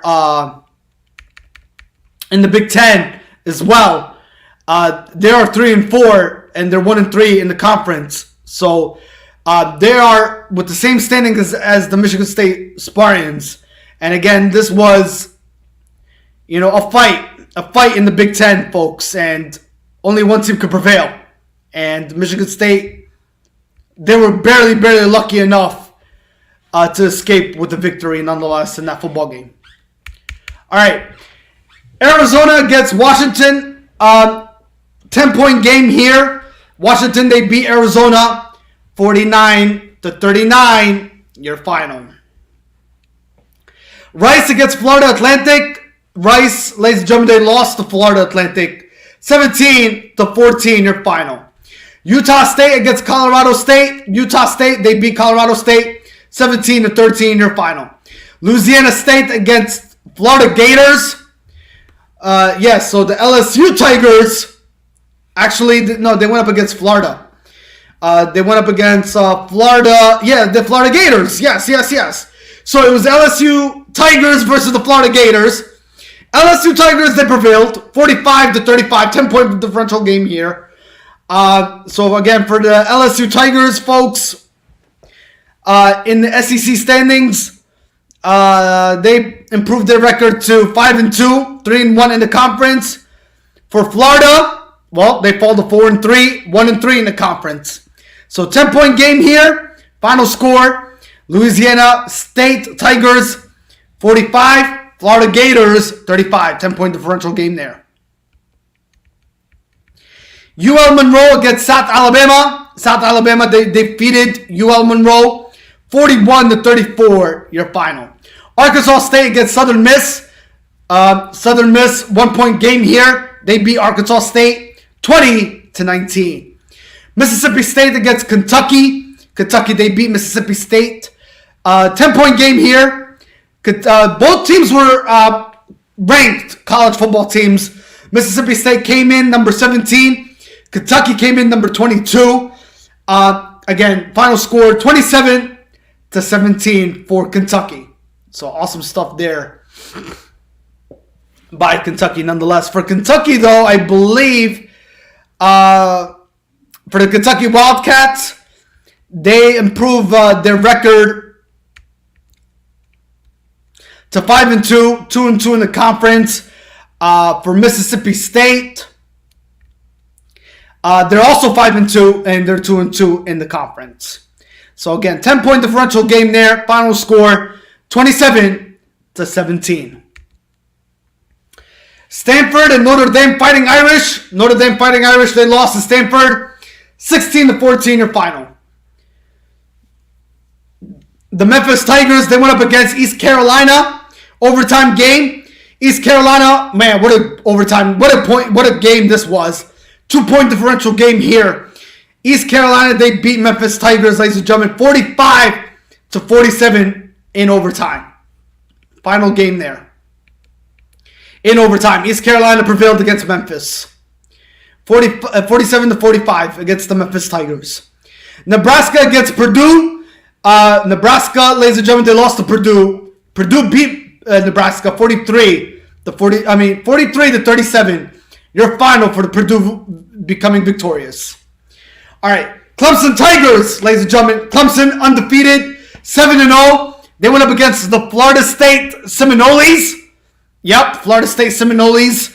Man, 34-28 your final for Clemson. 7-0, 5-0 in the conference. For Florida State Seminoles, yes, those damn Seminoles, they fall to 4-3 overall, 2-3 in the conference. Congratulations to Clemson Tigers and their amazing season at 7-0, ladies and gentlemen. What a great, tremendous season they're having. It's awesome. It's awesome. 34-28 your final. Clemson. Southern California, USC Trojans against Utah. Man, upset right here. Utah, ladies and gentlemen, they defeated the USC Trojans who came in, ladies and gentlemen, excuse me. Southern California came into this football game number 6. And, ladies and gentlemen, the Utah football team, who were ranked number 19, defeated the USC Trojans 43-42, your final, ladies and gentlemen. And who other than, what's his name, that prevailed, Cameron Rising, defeated, ladies and gentlemen, none other than Caleb freaking Williams. And the better quarterback really showed nonetheless. So, again, USC 6-1 on the season, 4-1 in the conference. Ladies and gentlemen, for Cameron Rising and Utah, ladies and gentlemen, they're 5-2 in the Pac-12, ladies and gentlemen, and 3-1 in the conference. So, awesome stuff by this Utah football team. What a shocking of events, though. Cameron Rising, who knew that Cameron Rising would prevail against Caleb Williams? And not to mention, Caleb Williams is the runner-up for the Heisman winner. For the Heisman Trophy, excuse me. And Cameron Rising got the best of Caleb Williams in that football game. So, Utah prevails, ladies and gentlemen, against the USC Trojans. 43-42, your final in that one. New Mexico, Battle of the Mexicans here. New Mexico versus New Mexico State. New Mexico State, they defeated New Mexico 21-9, your final. The North Carolina Tar Heels against the Duke Blue Devils. North Carolina Tar Heels, number 25 ranked football team. They proved that they are top 25, defeating the Duke Blue Devils 38-35. Your final score there. So for the North Carolina Tar Heels, ladies and gentlemen, they are, without a shadow of a doubt, 6-1 for the North Carolina Tar Heels in the ACC Coastal Division standings. 6-1, and they're undefeated in the conference at 3-0. For the Duke Blue Devils, ladies and gentlemen, they're also in the ACC Coastal Division standings. They fall to 4-3, 1-2 in the conference. So for the North Carolina Tar Heels, they prevail with none other than quarterback Derek May at the helm, under center, who's doing it all. He's probably your team leader so far going into this college football season, folks, with 378 rushing yards and also passing with 2,283 passing yards, ladies and gentlemen, for Derek May. Talk about a great, amazing season for this young fellow, who's also, ladies and gentlemen, going into this season in 2022-2023 season, folks. This guy has a completion percentage of 70.1, 24 touchdowns passing, and only 3 interceptions to show for it. The ladies and gentlemen, this guy is truly tremendous. This guy came out of Myers Park High School, ladies and gentlemen. Drake May. None other than Drake May doing it all for the North Carolina Tar Heels against the Duke Blue Devils. Yes. All right. Washington State against Oregon State. Congratulations to the Oregon State Beavers, who snapped their 8-game losing streak. They beat Washington State 24-10. Your final there. And ladies and gentlemen, for Oregon State Beavers, ladies and gentlemen, they are 5-1. They're 5-2. Oregon State is 5-2. They're 2-2 in the conference. And they defeated, ladies and gentlemen, Washington State, who are 4-3, 1-3 in the conference. Again, 24-10. They snapped their 8-game losing streak in defeating Washington State. So, congratulations to the Oregon State Beavers. Air Force against UNLV. UNLV, they lost to Air Force 42-7. So Air Force, they defeated UNLV 42-7 in your final. All right, San Jose State against Fresno State. Fresno, ladies and gentlemen, they defeated San Jose State 17-10. Your final score there. And ladies and gentlemen, the last football game of Saturday night, it was Hawaii against Nevada. Hawaii defeated Nevada 31-16. Your final score there, ladies and gentlemen, in week 7 of college football. Pinch those nipples. No.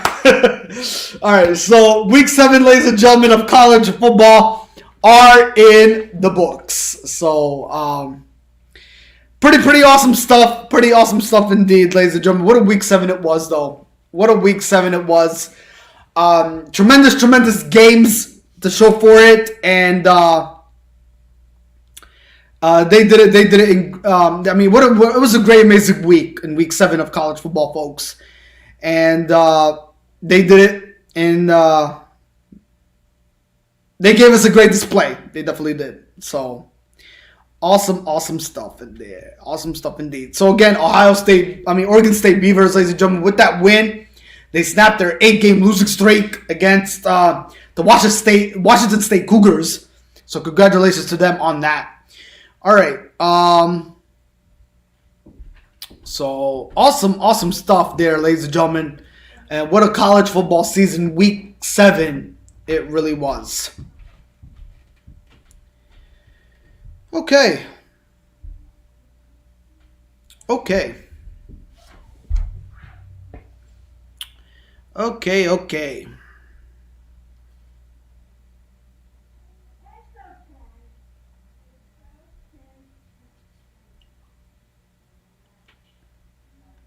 All right, ladies and gentlemen, let's talk about something that needs to be talked about. The latest on Diego Maradona's Hand of God ball. Yeah, I did a little research on this. So this past week, ladies and gentlemen,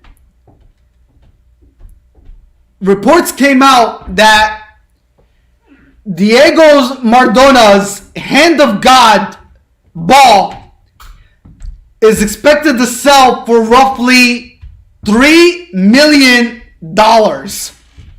Ladies and gentlemen, yes.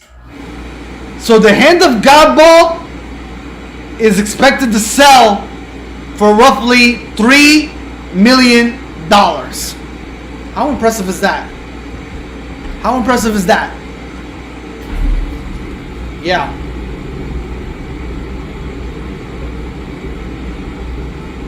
That's a lot of money. That's a lot of money. I mean, to sell that, that's like life-changing money right there. That's a lot of money right there for a Hand of God ball by Diego Maradona's Hand of God ball to be sold. I mean, to sell. Excuse me. For that much amount of money, for $3 million. Yeah. Crazy, right? So yeah, we did some research on that, and we wanted to share it out here on Worldwide Sport Updates live podcast for the latest on the Hand of God ball by Diego Maradona'S. And Diego Maradona is, ladies and gentlemen, a popular name.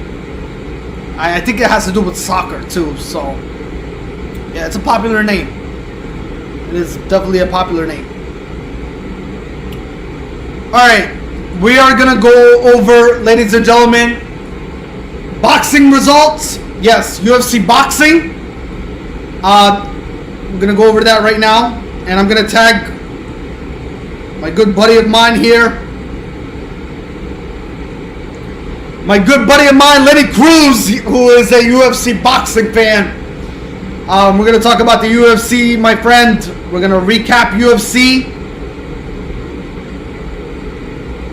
All right.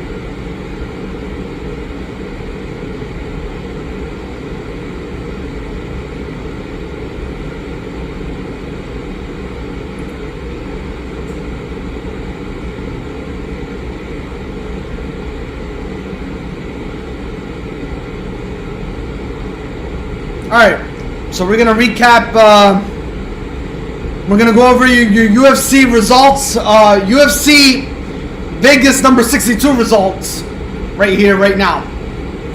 Alright,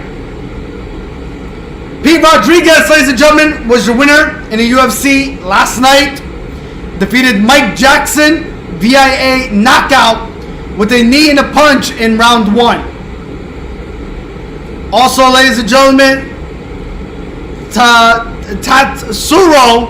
Tatsuro Tierra defeated CJ Vergara via submission with an armbar in round 2, ladies and gentlemen.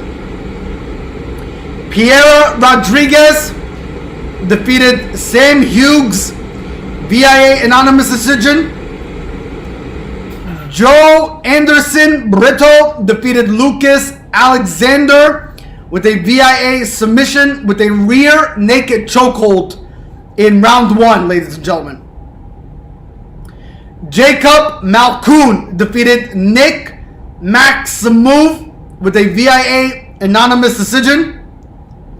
Mana Martinez defeated Brandon Davis with a VIA split decision. Alonzo Menefield defeated Misha Kirkinov with a VIA knockout with a punch in round 1. Rafael Escanuco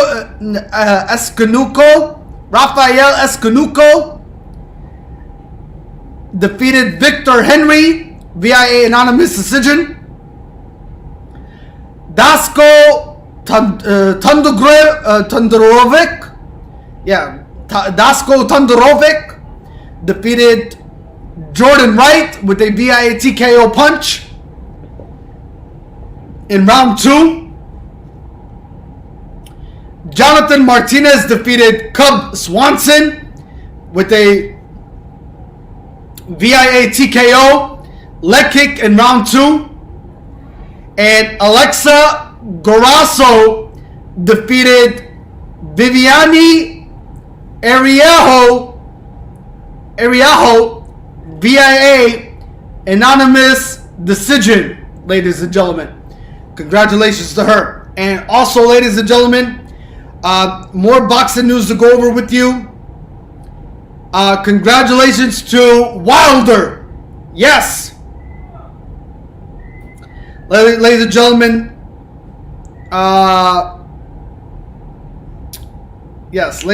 yesterday, let's see, where did I save that article?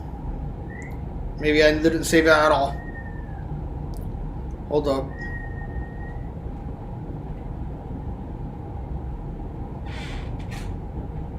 Yes, Deontay Wilder, ladies and gentlemen, congratulations to him in defeating Robert Helenius with a first round knockout. So, congratulations to Deontay Wilder on an amazing victory nonetheless.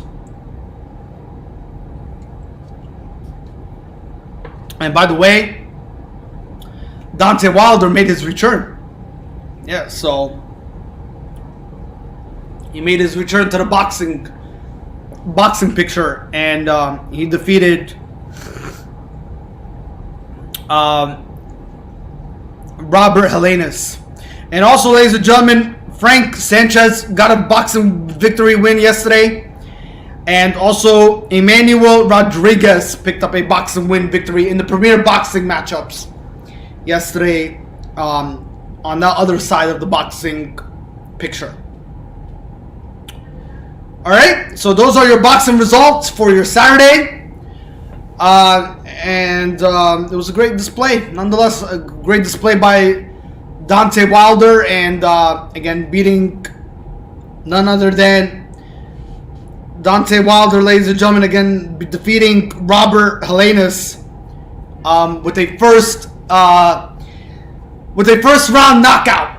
So Deontay Wilder, ladies and gentlemen, making his return in the boxing picture, defeating Robert Helenius, ladies and gentlemen. So to all my boxing fans out there, again, who watched UFC and who watched the premier boxing, again, it was a great showing of display in the boxing picture last night on your Saturday night.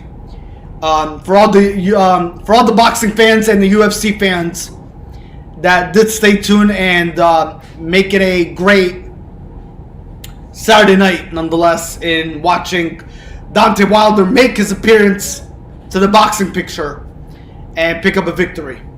Awesome stuff there. All right, let's see.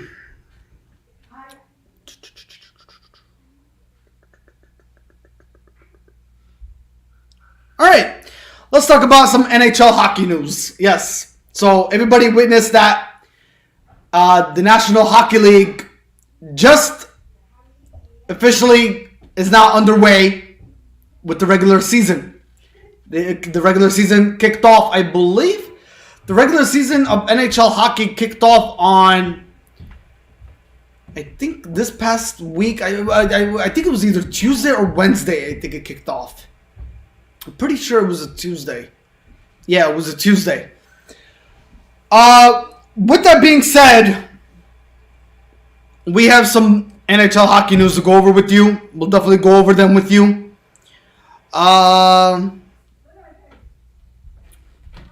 Yeah, we'll go over them with you, folks. We're committed. We're dedicated. It's our job. So we'll go over them with you. The Calgary Flames. So, the Calgary Flames, yes, they are 2-0 to start the season for the 7th time in franchise history and first time since 2009-2010 season. Yeah, so congratulations to the Flames on that. And also, Connor McDavid, 26 goals versus the Flames since 2015-2016, okay, are the most in NHL by any player versus any opponent. 26 goals by Connor McDavid, folks, versus the Flames. Yeah. Amazing. And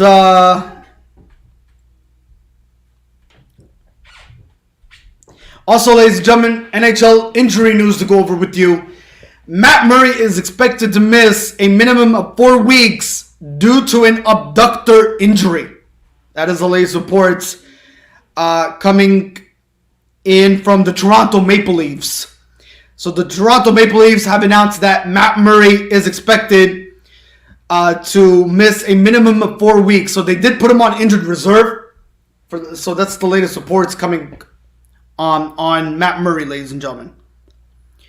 All right.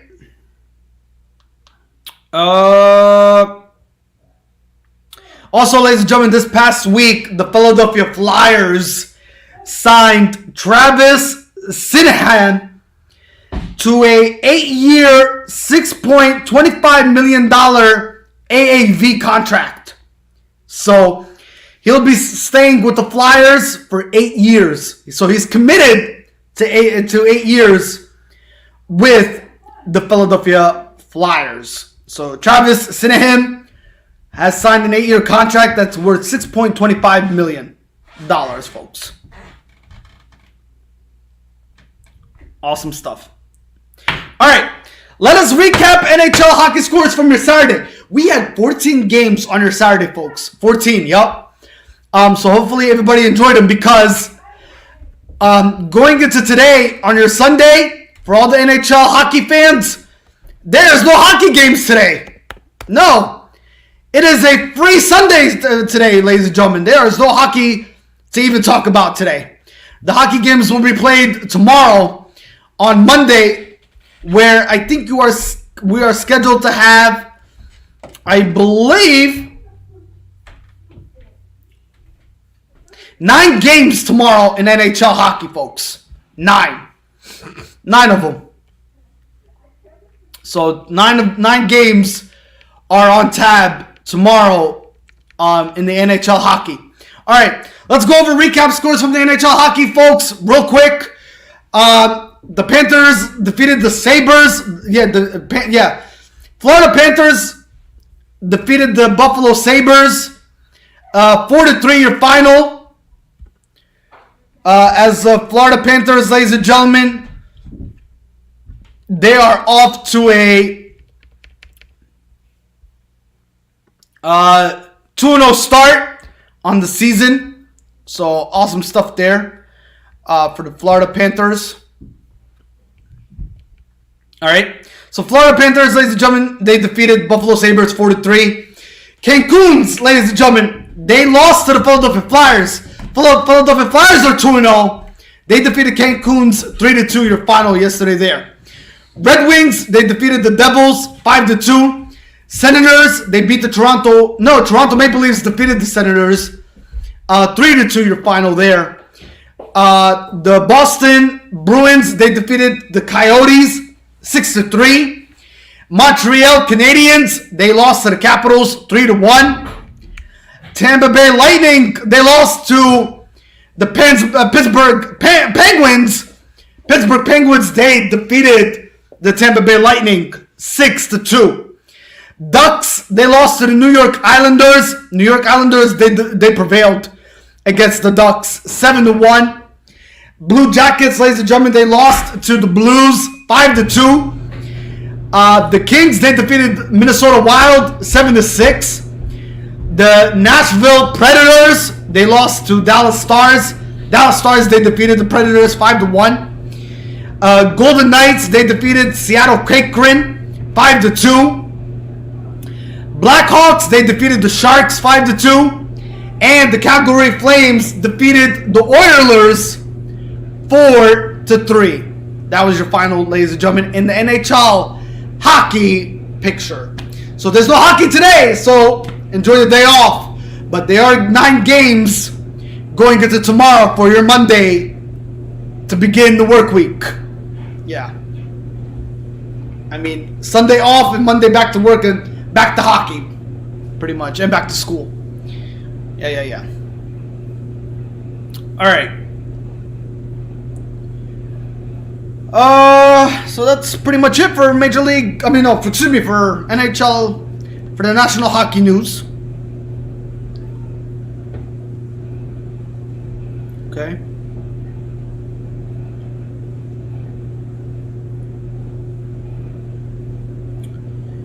All right. Let's talk NBA. Let's talk about the National Basketball Association. We do have some news to go over basketball. So, preseason's over. The preseason's over. And, ladies and gentlemen, I'm going to give you predictions for our 2 regular season games that are scheduled this upcoming Tuesday. Yes. So, in the NBA, this upcoming Tuesday, the official regular season kicks off. And who is it going to be? The Boston Celtics, the defending Atlantic Division champs, versus the Philadelphia 76ers. And you got the Golden State Warriors, the defending NBA Finals champions, hosting the Los Angeles Lakers. Yeah. 2 games on Tuesday, folks. We're going to give you predictions. 2. We're going to give you predictions for those games. But before we do, we're going to go over some NBA news. Because I do have a slew of them to go over, folks. And talk about closing out the NBA preseason with some interesting NBA news to go over with you, though. So, ladies and gentlemen, LeBron James, this past week, LeBron James has topped Forbes' highest paid NBA player list for the 9th straight year.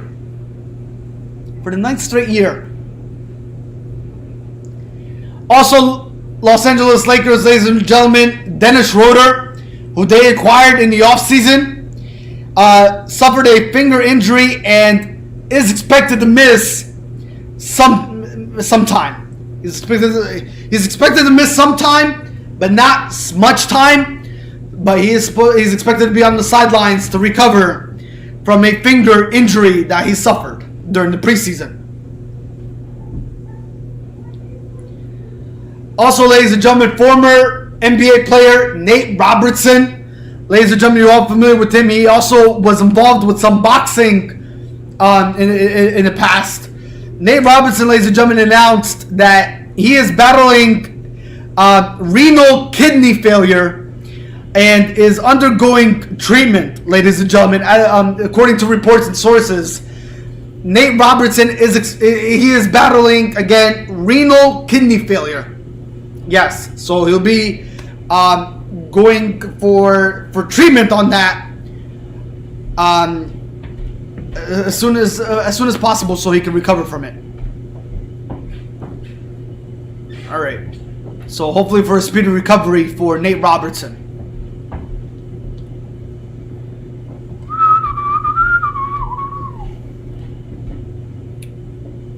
All right. We have also, ladies and gentlemen, more news breaking out from the NBA. Dike Mimbe Mutombo is currently undergoing treatment for brain tumor. Yes, so Dike Mutombo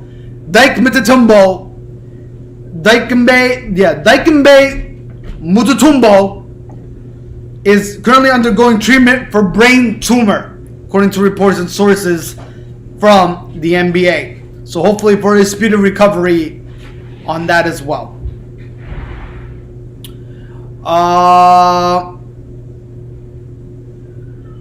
And we have some NBA signings and some more acquisitions here.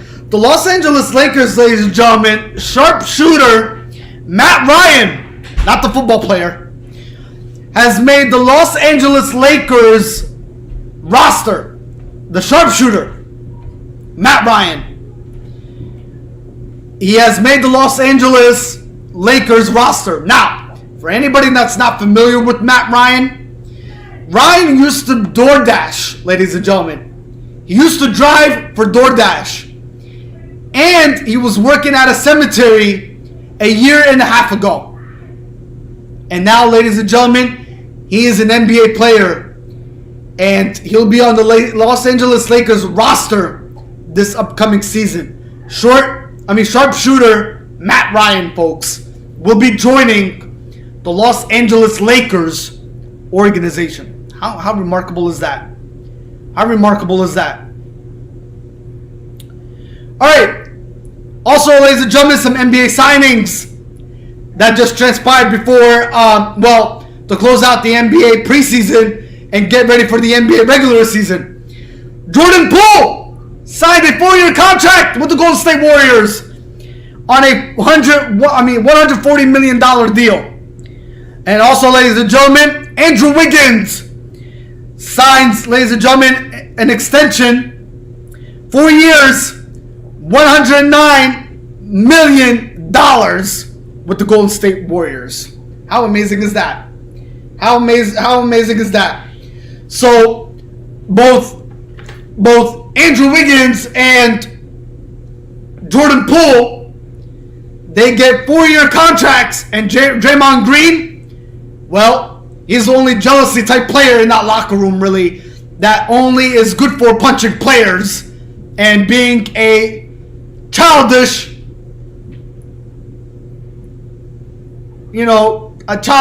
person at that, for not getting what he wants, apparently. So, yeah, he's only good for punching players. By the way, folks, speaking of Draymond Green, he rejoined the team on Thursday with the Golden State Warriors, and he is expected to be fined for his actions for punching during practice for punching Jordan Poole. But he is expected to get fined for his actions, but he will not be suspended. According to reports and sources, he will be fined for his actions against Jordan Poole for punching him. And he did rejoin the team on Thursday to begin ready to play in the season opener against the Los Angeles Lakers.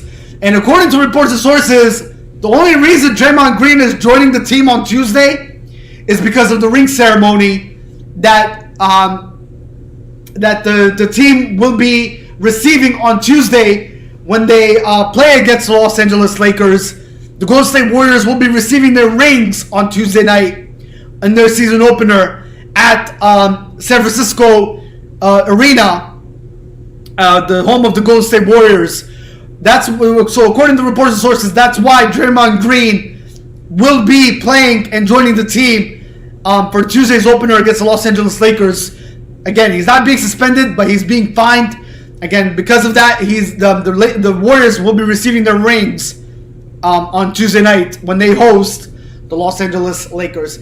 Again, ladies and gentlemen, also, Draymond Green did apologize to Jordan Poole. He did apologize to the Jordan Poole family for his actions. And not to mention, Draymond Green took some time off. He took LOA based off his actions. In his quotes, he said, "What I did was, I was not man enough on my actions of what I did for striking Jordan Poole at practice. My emotions got the best of me, and I was not the man that I am and expected of who I am. And my apologies again." He did mention that it went out to his family, and he did apologize to Jordan Poole himself. So, with that being said, though, he will be rejoining the team. He did join practice with them on Thursday, but he is expected to be fined for his actions. But he will not be serving a suspension. So that's the other report there. All right. So speaking of the Los Angeles Lakers, the Golden State Warriors, the Boston Celtics, and the Philadelphia 76ers. They open up Tuesday night. Here are my predictions. I will give those out to you right now. My predictions for Tuesday night are here.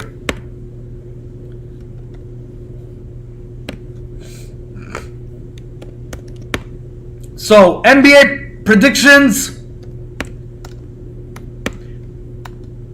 for Tuesday night.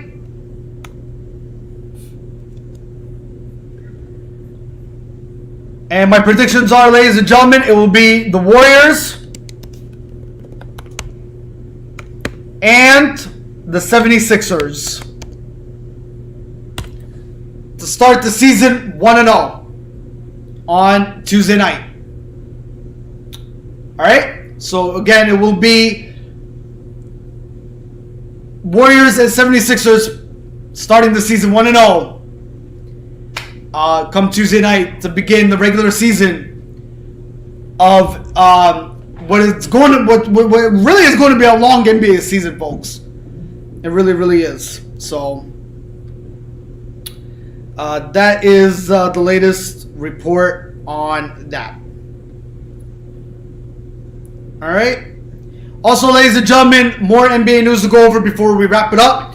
LiAngelo Ball was released by the Charlotte Hornets this past week. Also, Stanley Johnson was released by the Utah Jazz this past week. And also, Jared Butler was released by the Utah Jazz this past week. All right? That is also the reports there as we close out the NBA preseason, and we get ready for what is going to be a long NBA regular season, which starts on Tuesday. 2 games on Tuesday, folks. Yep, and I think a slew of games on Wednesday. Yeah, so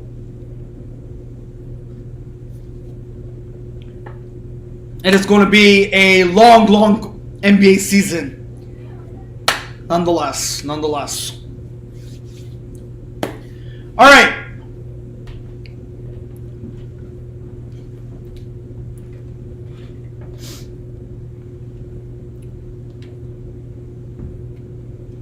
All right, let's talk Major League Baseball playoffs. Major League Baseball playoff coverage. We are definitely right on time, folks. It is 10:47. As soon as we wrap this up, we will go on to the NFL and talk about Week 6. Yeah, so we'll give out some 5 NFL lock picks. So we will do that throughout the show here coming up. All right, we're going to talk Major League Baseball playoffs, ladies and gentlemen. What are we witnessing in Major League Baseball? What are we witnessing? I am shocked. What we are witnessing, ladies and gentlemen, in the divisional round series. The Padres defeated, ladies and gentlemen, the 111th team, Los Angeles Dodgers. I mean, who expected that? Who expected the Padres to be moving on to the championship series for the first time in 24 years? The Padres, ladies and gentlemen, are going to the National League Championship Series since the year 1998. They're going to the National League Championship Series, the Padres, in defeating which everybody thought was the better team in baseball. And they were unstoppable, they were untouchable. Where they had Mookie Betts, where they had Max Funky Muncy, where they had Freddie Freeman. You know, they had all those players, and the Dodgers couldn't get the job done. Not to mention they had Trey Turner in there too, and they still couldn't get the job done. The Dodgers are eliminated, folks. It's shocking. It's shocking. And not to mention, they were my favorite. They were my favorite to win the World Series. They were my favorite. Now, the only West team that I could think of as my favorite is the Houston Astros. I think the Houston Astros could pull it off. You know, so I think the Houston Astros just might have what it takes to win a championship. And they're going to prove to everybody that they're truly not a cheating baseball team. That everybody still recognizes the Houston Astros as a cheating baseball team that they once were back when they won their first championship title in franchise history. So, I mean, something has to give now. Something has to give. But ladies and gentlemen, with that being said, the Dodgers are eliminated. The Padres are again in the National League Championship Series for the first time in 24 years since the year 1998. They're back in there. Yeah, they're back in the playoff picture, folks. I mean, in the Championship Series. Yeah, they're back in there. Yep, they defeated the Dodgers, ladies and gentlemen. They defeated the Dodgers, ladies and gentlemen, 3-1 in the best-of-5 series. Final score, 5-3. And what a comeback by the Padres. Oh, my God. What a comeback by the Padres yesterday. What a comeback. By the Padres yesterday.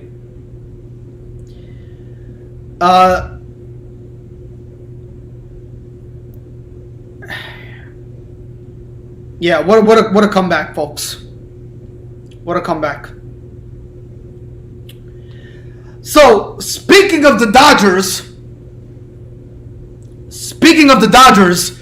and their 111-game season win, well, here are the other Major League Baseball teams that did not make it to the World Series, ladies and gentlemen, and how far they got to the postseason, actually.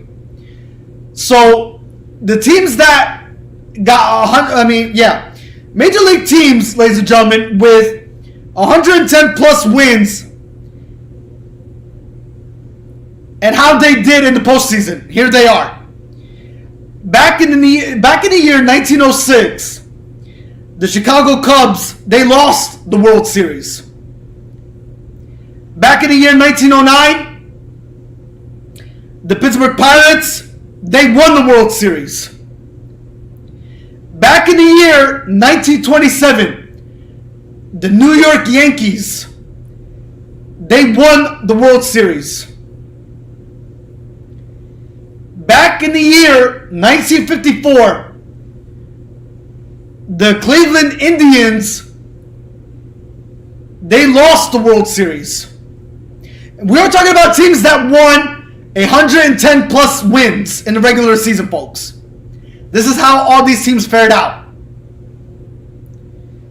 In 1998, the New York Yankees, they won the World Series.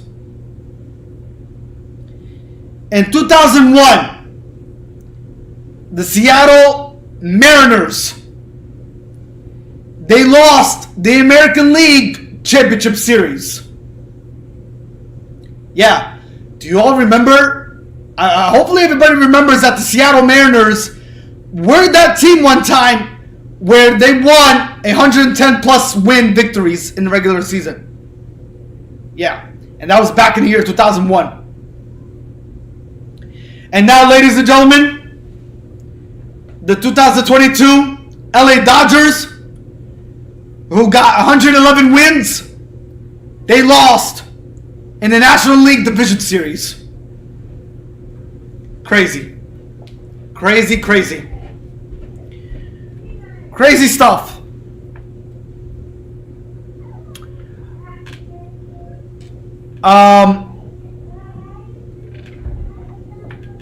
So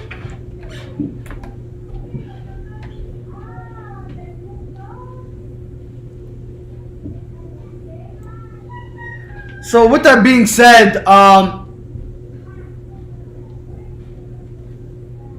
So with that being said,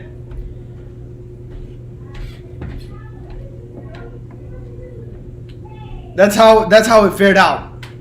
That's how it fared out.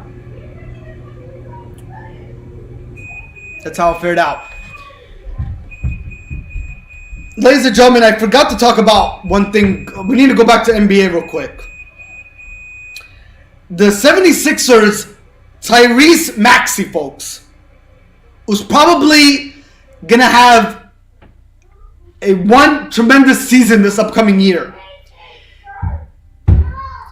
In his per 36 minutes in 4 preseason games, Tyrese Maxey posted 30.9 points per game, 53.5 field goal percentage, 56.3 3-point percentage, and 92.0 free throw percentage. Watch out for Tyrese Maxey, ladies and gentlemen, and the 76ers, because they're going to have a phenomenal season this upcoming year in the NBA. Yeah. I just wanted to share that out to everybody. I forgot to mention about what Tyrese Maxey was doing in the preseason for the Philadelphia 76ers. And he's going to be the player to watch this upcoming year for the Philadelphia 76ers. And he's probably going to be the meal ticket for the Philadelphia 76ers to go to the playoffs and have that deep run in them. It's going to be all about Tyrese Maxey. Not to mention with James Harden and Joel Embiid at the helm of the starting lineup. All right, back to baseball. I didn't want to mix baseball with NBA, but I forgot to talk about Tyrese Maxey because Tyrese Maxey is definitely the important topic going into this season for the Philadelphia 76ers. And we're definitely going to keep a close eye on how he's going to perform for this basketball team this upcoming season. All right. All right. So with that being said, that is so far baseball news coverage. Hey, it is my niece, ladies and gentlemen, Aliyah. Yeah. Say hi. Hi. Say, how are you? How are you? Say, hi, world. Hi, world. All right, so she's on the show here listening to me share my sports news coverage here on this Sunday morning. All right, folks, so going back to baseball again, the Padres are in the National League Championship Series for the first time in 24 years, dating back to the year 1998, folks. They're back in the Championship Series. And also, ladies and gentlemen, the Philadelphia Phillies, they're back in the National League Championship Series for the first time since the year 2010. Can you believe it, folks? The Philadelphia Phillies, whoever thought the Philadelphia Phillies would be, where they at? And they are, ladies and gentlemen, going to the Championship Series. Whoever thought? Not to mention, folks, they are 5-1 right now in the postseason. All right? They defeated the St. Louis Cardinals, ladies and gentlemen, 2-0 in 2-0 in the wild card round. And then, ladies and gentlemen, they went on the road. And ladies and gentlemen, if you all have not recalled that the Philadelphia Phillies, ladies and gentlemen, in the month of September, they were on the road for 17 games. Yes. They were on the road for 17 games. Road games. And road games. 17. Ladies and gentlemen. Before they were at home hosting the Atlanta Braves on Saturday and Friday, folks. Friday. So, and ladies and gentlemen, also on Friday and Saturday, the Philadelphia Phillies had sold out crowds at Citizens Bank Park. Bucks. The stadium was sold out, packed. full of people All people. waving the red flag. Wait. And it was truly phenomenal. Speaking of the Philadelphia Phillies, I might be stopping by today to the store to buy the National League Championship Series Philadelphia Phillies shirt, because I mean they're going to they're going to the National League Championship Series now. So with that being said, it's good to represent the city of brotherly love and the Philadelphia Phillies, where they're really and ladies and gentlemen, I want to say this. The Philadelphia Phillies pitching is scary. Scary. And their rotation and their bench. It is scary right now. Scary. The likes of Aaron Nola and Zach Wheeler. Is gonna be the difference maker. It's gonna be the difference maker going into this championship series round. And ladies and gentlemen, that game starts on Tuesday. Tuesday between the Padres and the Phillies. Game one at San Diego. Between the Phillies and the Padres.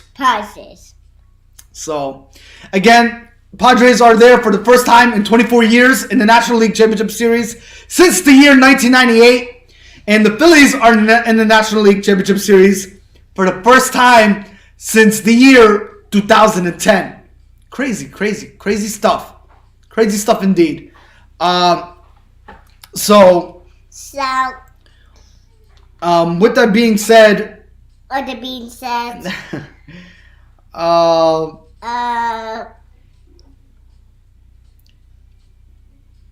yeah, this is where we at, folks. I mean, the Padres are in the National League.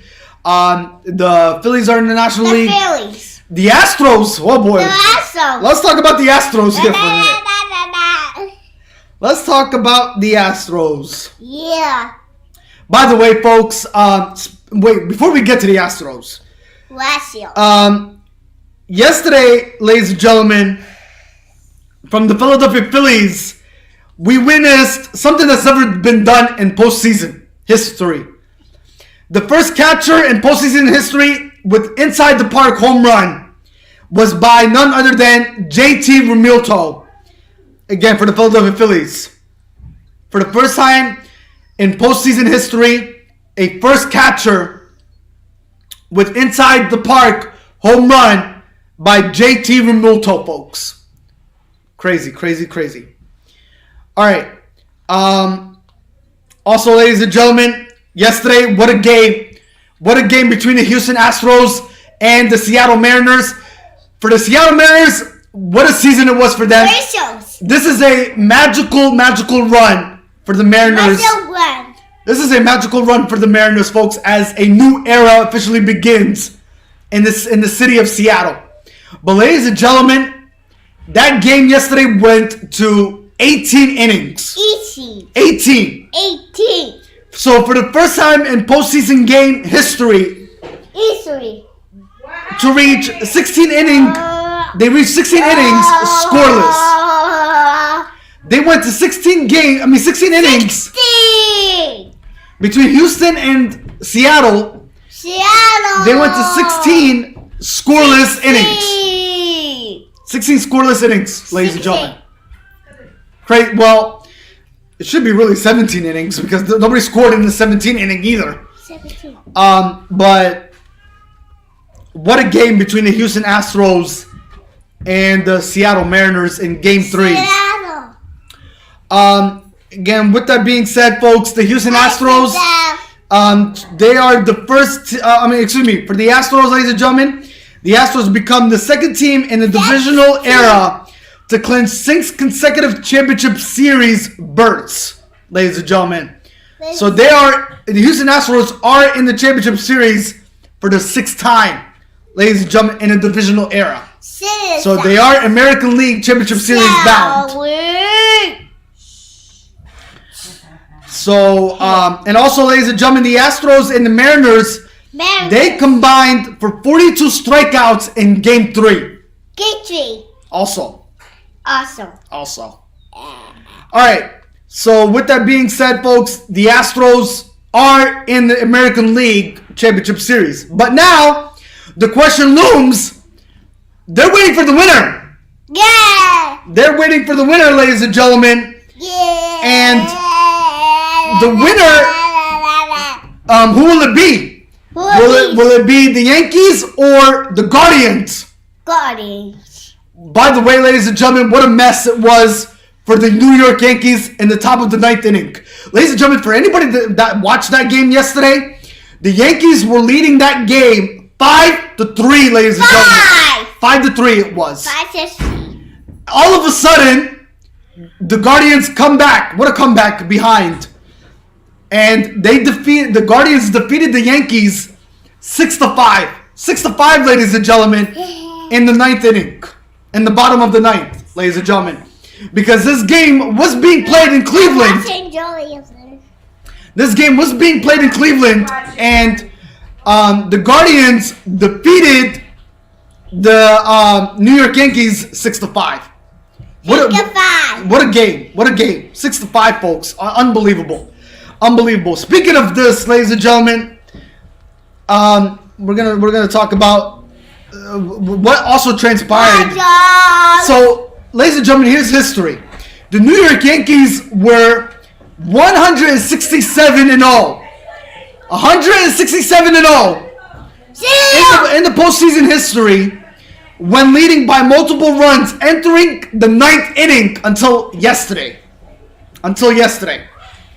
Now they are officially, ladies and gentlemen, 167-1. Ladies and gentlemen, entering the 9th inning. And the Yankees, ladies and gentlemen, blew that lead. Now, ladies and gentlemen, the Yankees are now in jeopardy of elimination. The Guardians are leading the series 2-1. They go into tonight, Game 4, where the Guardians could close it out, and they could be punching their ticket to the American League Championship Series. But, again, will the Yankees force a Game 5? 5. And speaking of Game 5, I do have a Game 5 update for you. So, Game 4 will be tonight, ladies and gentlemen. Game 4 will be tonight at 7:07 pitching time. That's the first pitch at 7:07. Game 5, ladies and gentlemen, will be tomorrow at 7:07. So, if we don't get a winner tonight, we are looking at Game 5 tomorrow night, ladies and gentlemen. And a deciding game factor here. It's going to be coming down to the marbles. Who will it be? And right now, the Yankee fans are in panic mode because they are down 2-1 in the series. So the prediction, I'm going to give my prediction out for this Game 4 of the divisional round of the American League Division Series between the Guardians and the Yankees. And I'm going to ask my niece who she believes is going to win. I'm going to ask you, who do you believe is going to win Game 4 of tonight's Yankees versus the Guardians matchup? And Aaliyah, who you pick is going to win? The Yankees or the Guardians? The Yankees! She picks the Yankees. The Yankees are going to win tonight, ladies and gentlemen. So you heard it here first. The Yankees will pick up a victory against the Guardians to tie up the series and force a Game 5, which will be deciding tomorrow night in a Game 5 deciding factor. And speaking of Game 5, the New York Yankees, ladies and gentlemen, will take this game back to New York if it's necessary. But they got to win tonight, folks. And they are facing elimination as we speak. All right. Ladies and gentlemen, I want to talk about the New York Mets market. All right, I want to talk about the New York Mets market. By the way, let's put down our Major League Baseball playoff Game 4 prediction. Game 4. Big one. All right, so Game 4 playoff prediction. Hold on here. Let me see. Hold on a sec.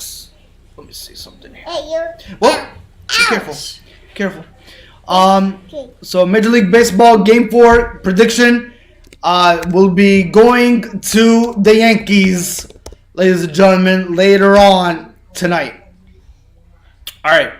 So we have your prediction there, ladies and gentlemen, for anybody that's tuning in to our podcast on this Sunday morning. Worldwide Sport Updates, your podcast, your news, your sports, your local community, for all the latest updates. All right.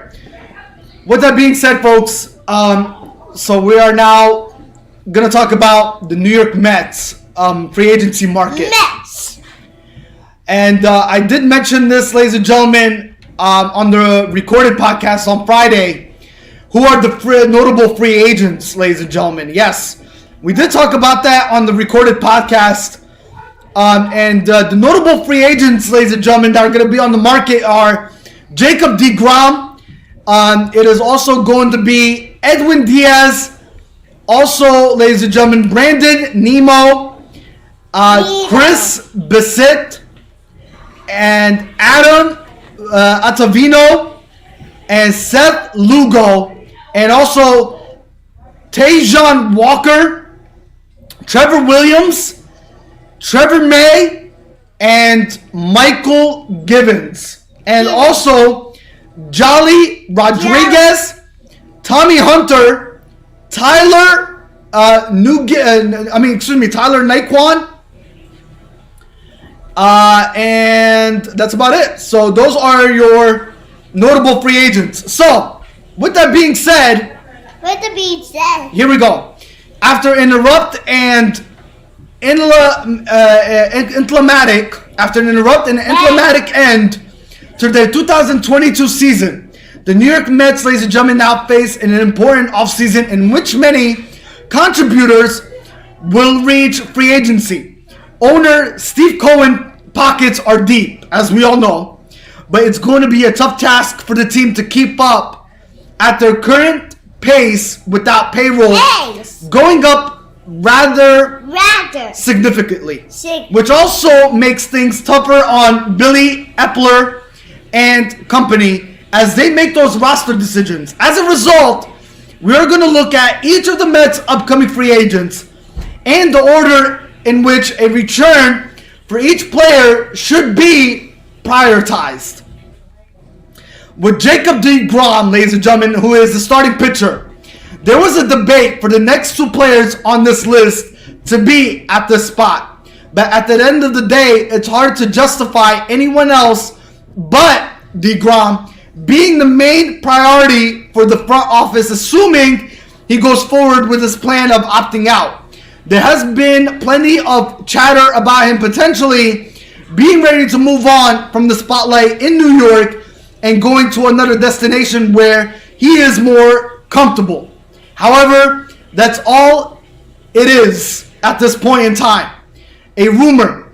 It's not going to stop the Mets from aggressively pursuing him, and it shouldn't either.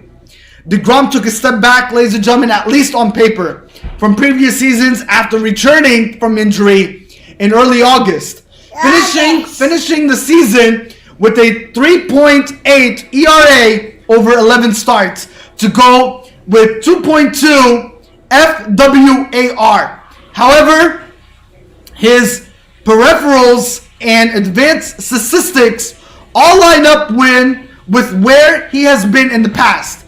Plus, his strikeout and walk rates are largely better than those of his recent campaigns. The only cause for concern in his numbers would be the drastic rise in home runs with 9 to 1.26, which was up from 0.59 in the year 2021. Regardless, if he remains the best starting pitcher in baseball by a healthy margin, it would be the hardest player out of the upcoming free agent class for the Mets to replace.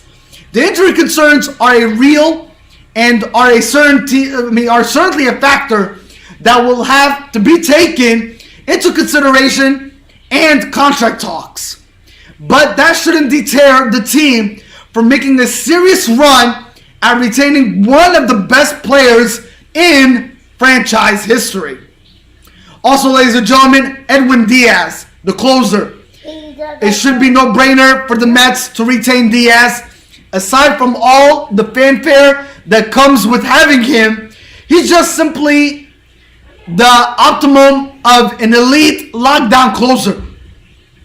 He closed out the season with 32 saves and a 1.31 ERA over 61 games, along with an absurd 17.13 strikeouts, 9 in total. Also 0.90 FIP and 3.0 FWAR, all of which led the league among qualified relievers. By the way, ladies and gentlemen, when he absurd 17.13 strikeouts, he was ranked number 9 on the all-time list on that. Just to let everybody know that. There also appears to be a general sentiment across the league that you shouldn't shell out big money to relievers, and that is easier to replenish bullpen arms than any other position. But Diaz is an exception. The Mets won't find anyone quite like him elsewhere and should do everything in their power to retain him, even if it means giving him a record-setting deal. Also, ladies and gentlemen, Brandon Nimmo, the center fielder,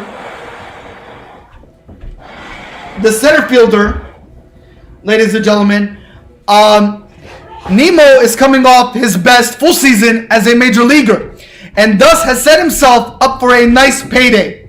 Over 155 games, he slashed .274, .367, .433, and finished the year with 134 WRC plus at 5.4 FWAR. He recorded 6 outs above average as well, which continued his ascent into becoming an above average defender at one of the most important positions on the field.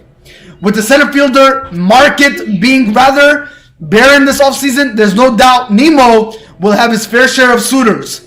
With the lack of outfield talent in the upper minors, the Mets should do what it takes to bring him back into the fold for 2023 and beyond.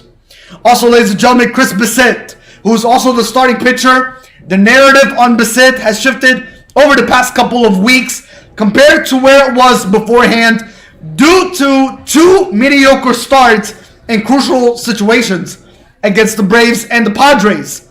The reality, though, is that he was a consistent starter and has a long track record of success. He pitched to a 3.42 ERA and 2.7 FWAR over 30 starts this year, while also averaging about 6 innings per outing, showing just how efficient he was. The Mets and Bassitt have a mutual 2023 option for $19 million that Chris is likely to decline for a longer deal. Every team could use a pitcher like Bassitt, so naturally he will have a robust market, but he's continually shown his talent across his career and proved he could pitch in New York. The rotation for next year currently has a lot of question marks, and re-signing Bassitt would go a long way in providing stability and production. Adam Ottavino, the right-handed pitcher, ladies and gentlemen, the bullpen has a chance to look completely different next season, with many of the key arms from this season reaching free agency. There are a lot of different ways the Mets could choose to restructure that part of the roster, but Ottavino should be a top target no matter what route they choose. Primarily pitching from the setup role, he put up a 2.06 ERA and 1.1 FWAR over 66 appearances. A big part of his success was cutting his 88/9 rate down to 2.19 after it had been above .00 every season since the year 2017. Overall, his experience was a success as a late inning revealer is invaluable and should make him a priority to bring him back this winter. Take back. Seth Lugo, ladies and gentlemen, the right-handed pitcher, a long-time stalwart as a starter and reliever for the Mets. The notion of Lugo no longer being a part of the team feels strange. He has regressed from his borderline elite level of play in 2018 and 2019. But that doesn't mean he still isn't useful. He pitched to a 3.60 ERA with 0.2 FWAR over 62 game span this season. While pitching in some crucial spots, he has a good body of work over his career as a whole. It remains to be seen if Lugo tests his ability as a starter once again somewhere else, but the comfort levels between both parties could lead to a potential reunion. Tajon Walker, the starting pitcher, ladies and gentlemen, it was once again a tale of two halves for Walker in 2022. After earning an all-star nod in 2021, due to a strong first half, the workload became too much in the second half, and in his season that unraveled quickly. This year, Walker finished the first half with a 2.55 ERA and the second with a 4.80 ERA, which raises obvious questions about his consistency and long-term durability. He did finish the year with a 2.5 FWAR and 3.49 ERA overall. And he could be a solid back-end rotation arm, but the Mets should proceed with caution here. Walker has a $7.5 million player option that comes with a $3 million buyout, so he will certainly decline and become a free agent. Trevor Williams, ladies and gentlemen, the starting pitcher and right-handed pitcher. Williams turned in a great season under unique circumstances. Used as a long reliever in mop-up duty or as an in-game injury replacement, emergency that is, while starting games due to other injuries in the rotation. He appeared in 30 games, 9 as a starter, and through 89, two-thirds innings, while finishing with a 3.21 ERA and 0.6 FWAR. Along with good peripherals, ladies and gentlemen, the Mets should have interest in bringing him back in some capacity. But there is a chance other teams could offer him a guaranteed rotation spot or more substantial role in general. Also, ladies and gentlemen, Trevor May, the right-handed pitcher, May had a good 2021 after signing a lucrative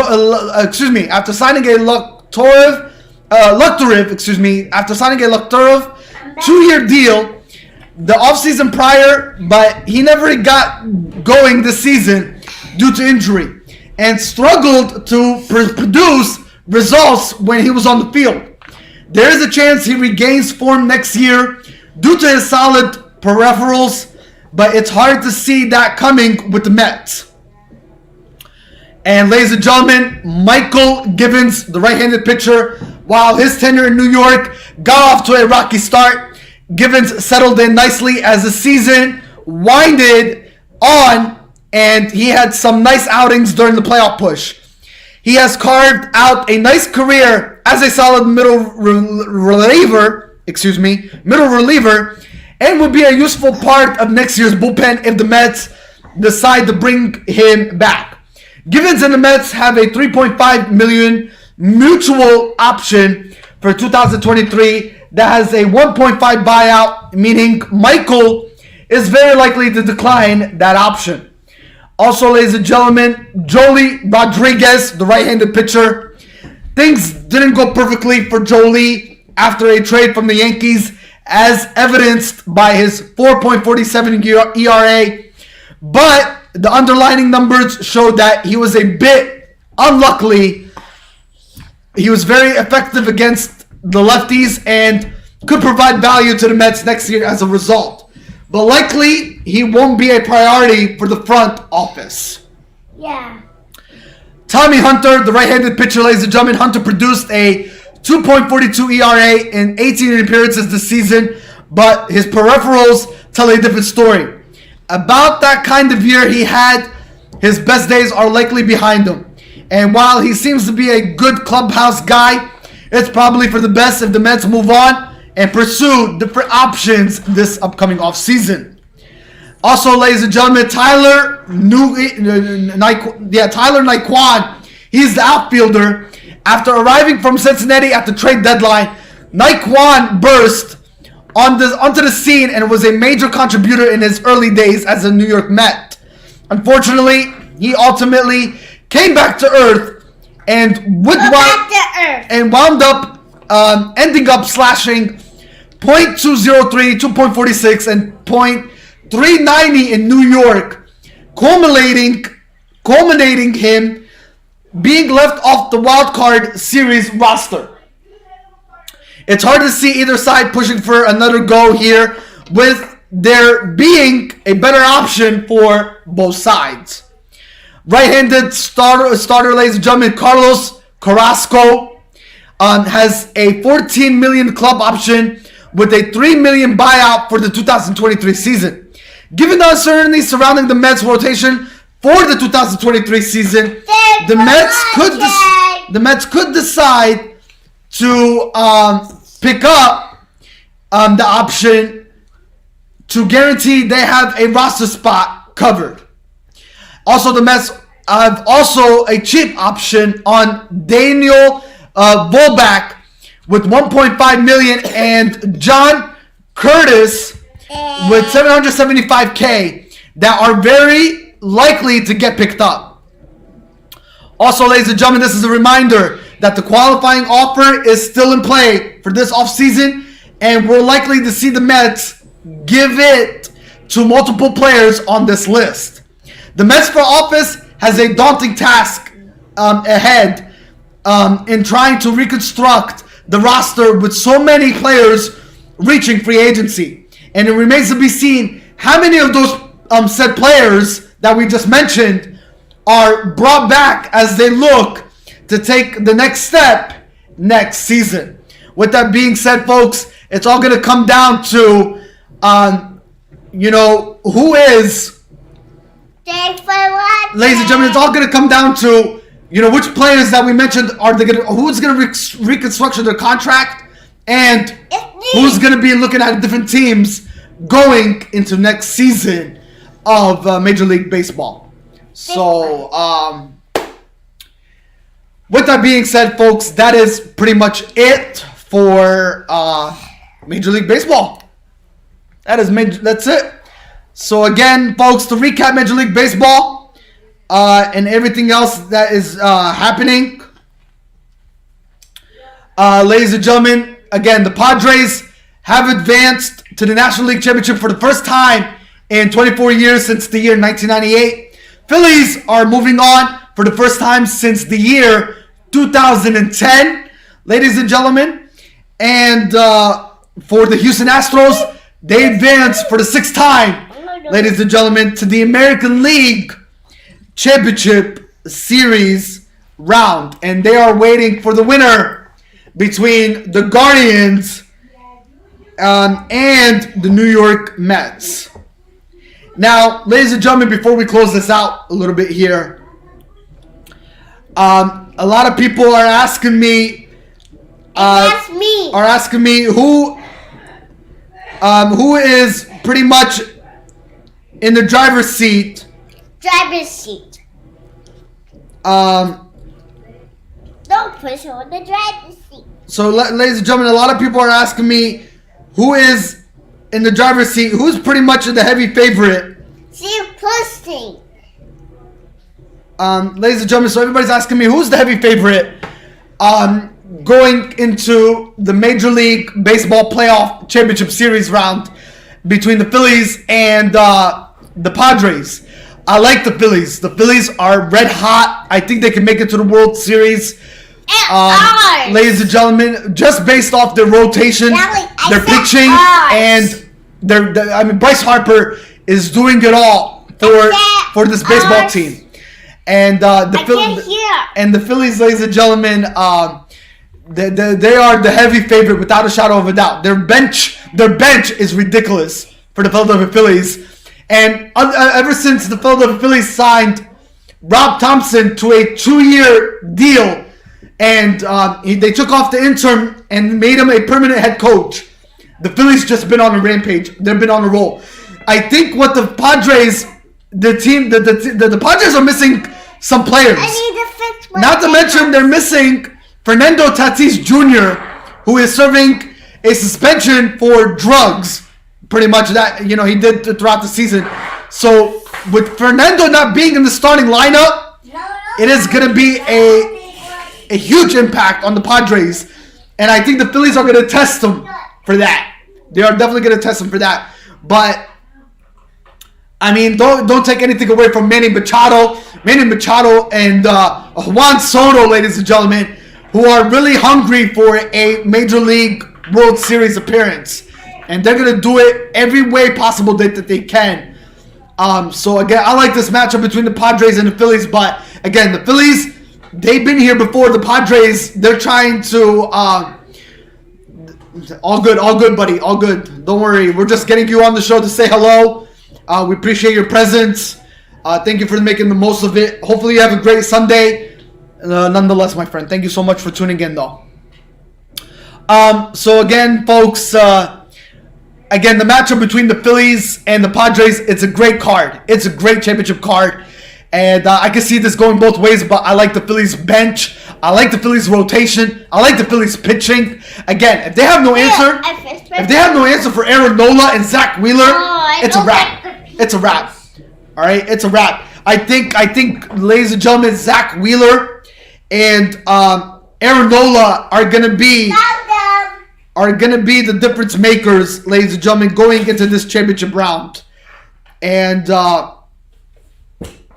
they're gonna make it definitely noticeable just how good this Phillies team is. Going into this championship round series. So I would not. A lot of people. I'm not gonna lie to you, folks. They have been sleeping on the Phillies a lot. And nobody expected the Phillies. Nobody expected the Phillies to be this far.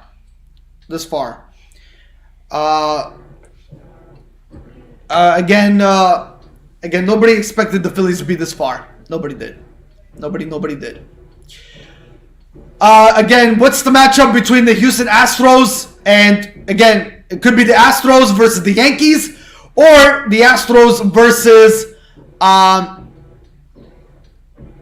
the Guardians. Who favors in that matchup? I'll tell you this right now, flat out. If it is the New York Yankees and the Houston Astros, this is going to be a fight to the finish between these two clubs. It could be anybody. Astros or Yankees, it could be anybody. The Yankees could challenge the Astros. They possibly can. But, ladies and gentlemen, if it does come down to Houston Astros and the Guardians, the Astros will punch their ticket to the World Series. There's no ifs, ands, and buts about it. And not to mention, it could be a series sweep in the American League Championship Series for the Houston Astros against the Guardians, nonetheless. Guardians. So, that's how it all fares out. Ladies and gentlemen, that's it for Major League Baseball. Let's move on to... ours. Let's move on to NFL, ladies and gentlemen. Week 6. The NFL. Say NFL. NFL. All right. So NFL, ladies and gentlemen, let's talk about Week 6 of the NFL, ladies and gentlemen. And what a week 6, huh? We are ready to open books for week 6 of the National Football League. Books. All right, ladies and gentlemen, Carson Wentz this past Thursday. What an ugly display of a game. I did talk about this. Again, we didn't really, the beginning of the show we did, but I did not get into full details.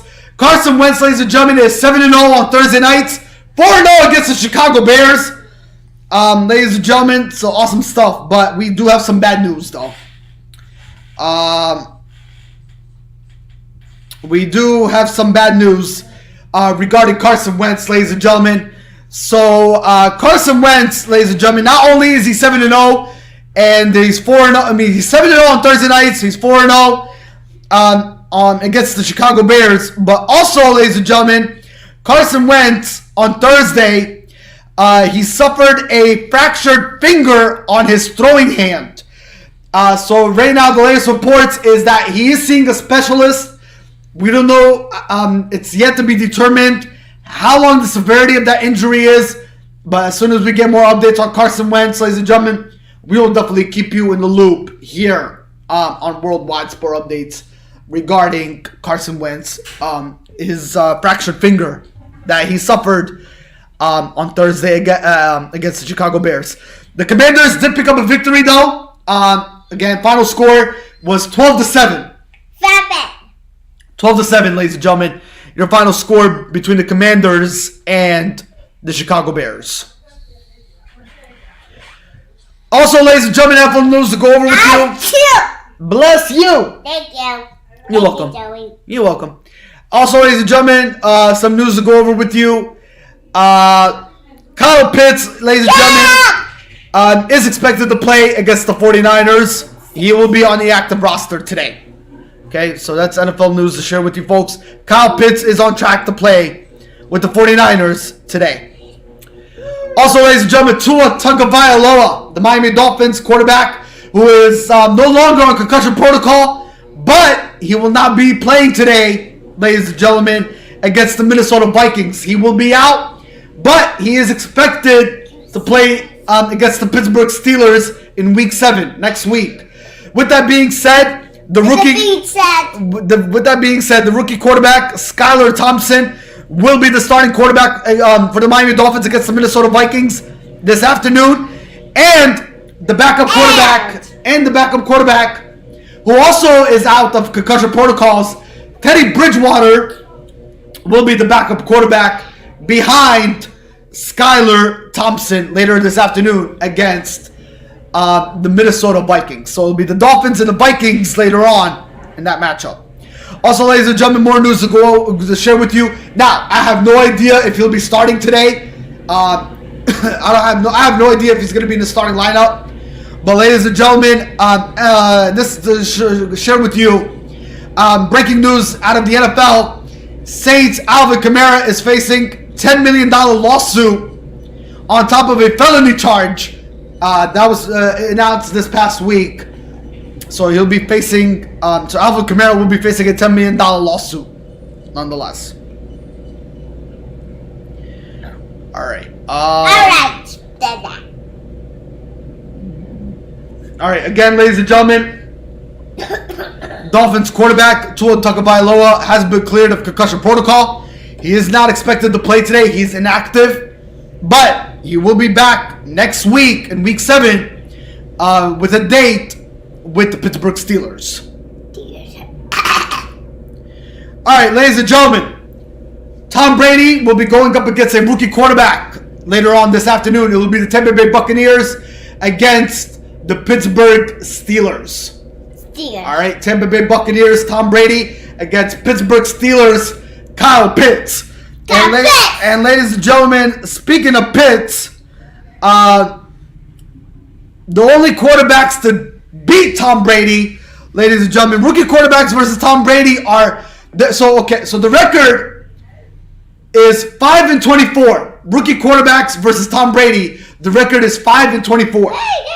The only quarterbacks to beat Tom Brady when they were rookies was Ben Roethlisberger, Mark Sanchez, Colt McCoy, Russell Wilson and Geno Smith, ladies and gentlemen. Those were the rookie quarterbacks that beat Tom Brady, ladies and gentlemen, when they first entered in the National Football League. But rookie quarterbacks versus Tom Brady are 5-24. So where does the 5-24 record come in? Well, the 5 quarterbacks that I mentioned are the 5. Those are the 5 quarterbacks that beat Tom Brady. But then the rest are the quarterbacks that did face Tom Brady. 24 rookie quarterbacks lost against Tom Brady. So the record is 5-24. The only 5 winning rookie quarterbacks to beat Tom Brady again was Ben Roethlisberger, Mark Sanchez, Colt McCoy, Russell Wilson, and Geno Smith. Geno Smith. All right. All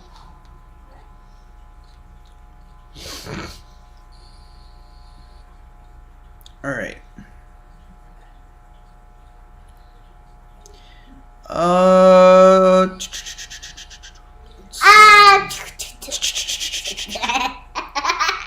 It's such a funny.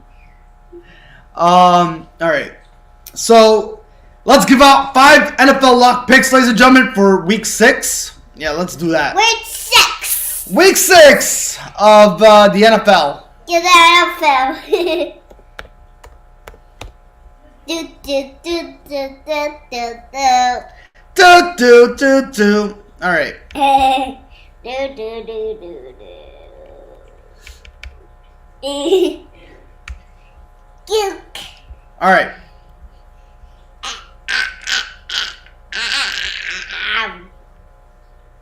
You have to do big. It's just so big. All right. Week 6, ladies and gentlemen, of the NFL. We got lock picks for you. Yes, we do. Yes, we do. All right. 5 NFL lock picks for week 6. Week 6. All right. Let's see. Week 6. Week 6. NFL lock picks. Week 6.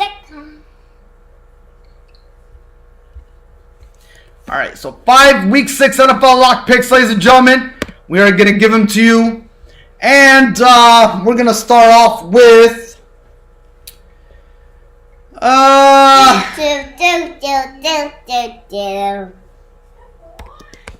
right, so we're going to pick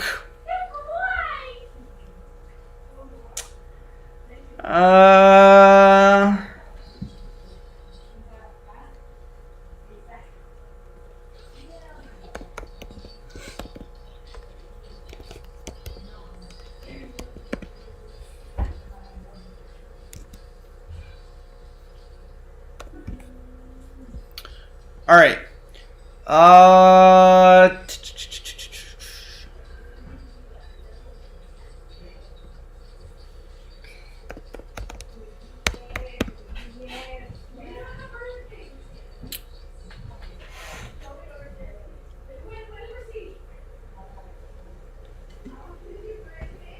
Hello, play my girlfriends. All right.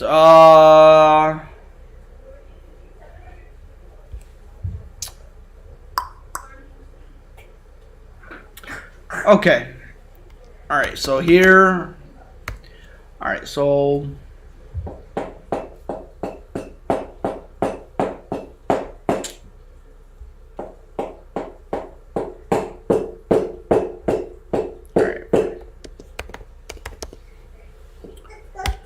All right, ladies and gentlemen, here are my 5 NFL lock picks for week 6. What is that sound? It'll be the Ravens, Buccaneers, Bills, Rams, and the Packers, ladies and gentlemen.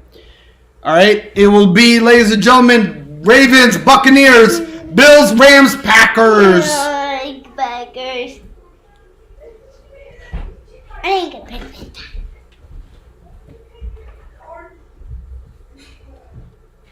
Let's go. I said you enjoy. Watch my games. All right, so ladies and gentlemen, it is again, it is the Ravens.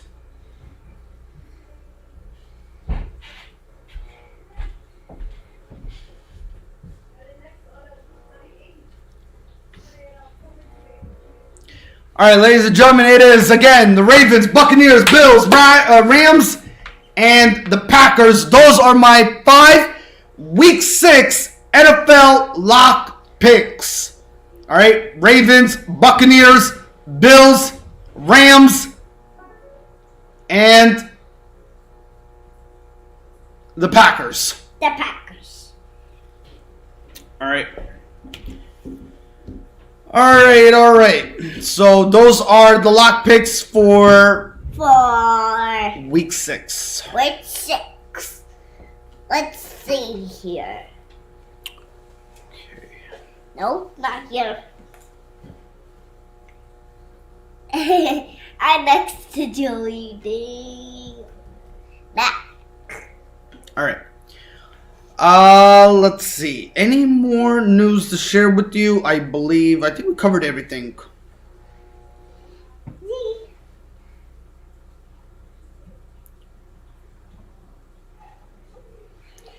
Okay, I think we covered everything. I believe so. Let me check. Let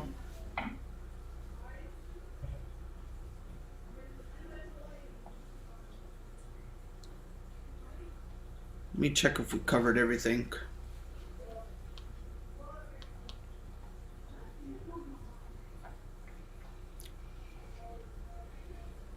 Yeah, we did. All right, good. So we are on the right track. All right. You're on the right track.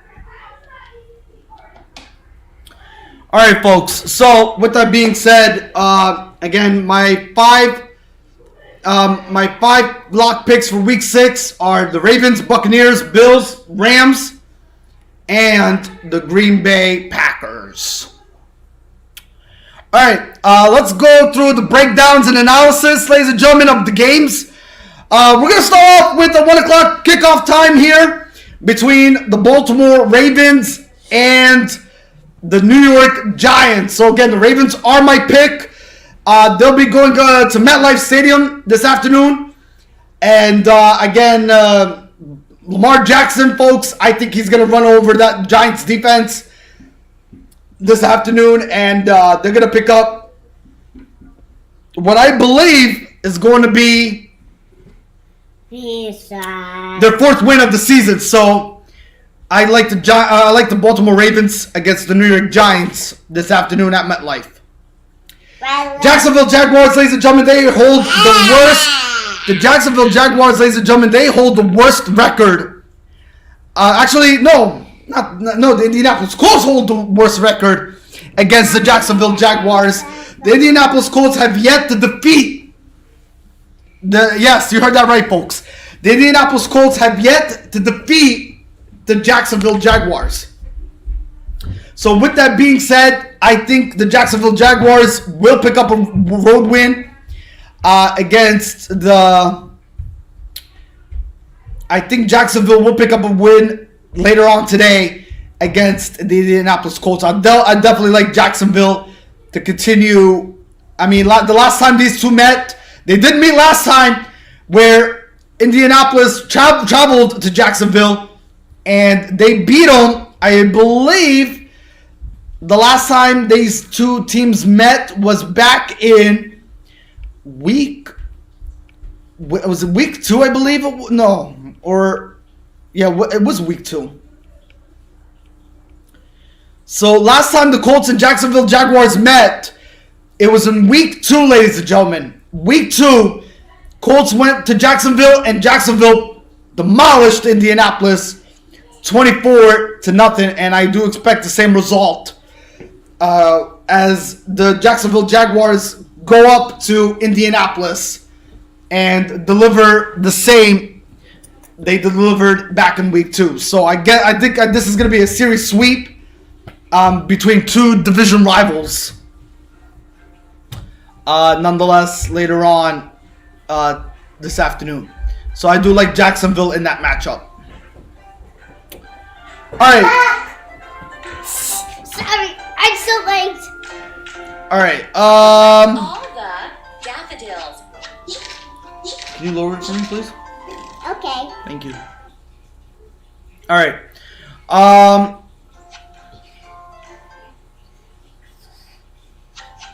Patriots against the Cleveland Browns. Ladies and gentlemen, I do like the New England Patriots. Bill Belichick will be going against his former team that he started when he entered the National Football League. Yeah, if you all don't recall, ladies and gentlemen, Bill Belichick used to be the head coach of the Cleveland Browns. So he'll be going to Cleveland later on this afternoon, as the Patriots will be taking on none other than the dog nation of the Cleveland Browns. So the Patriots will be taking on the Cleveland Browns later on this afternoon, and I do like the Patriots becoming victorious. All right, Bengals against the New Orleans Saints. What's harder? It's not working. You have to touch.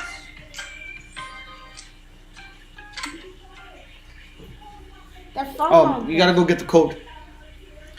All right, ladies and gentlemen. Sorry for the interruption. So again, Patriots will pick up a win on the road today against Cleveland.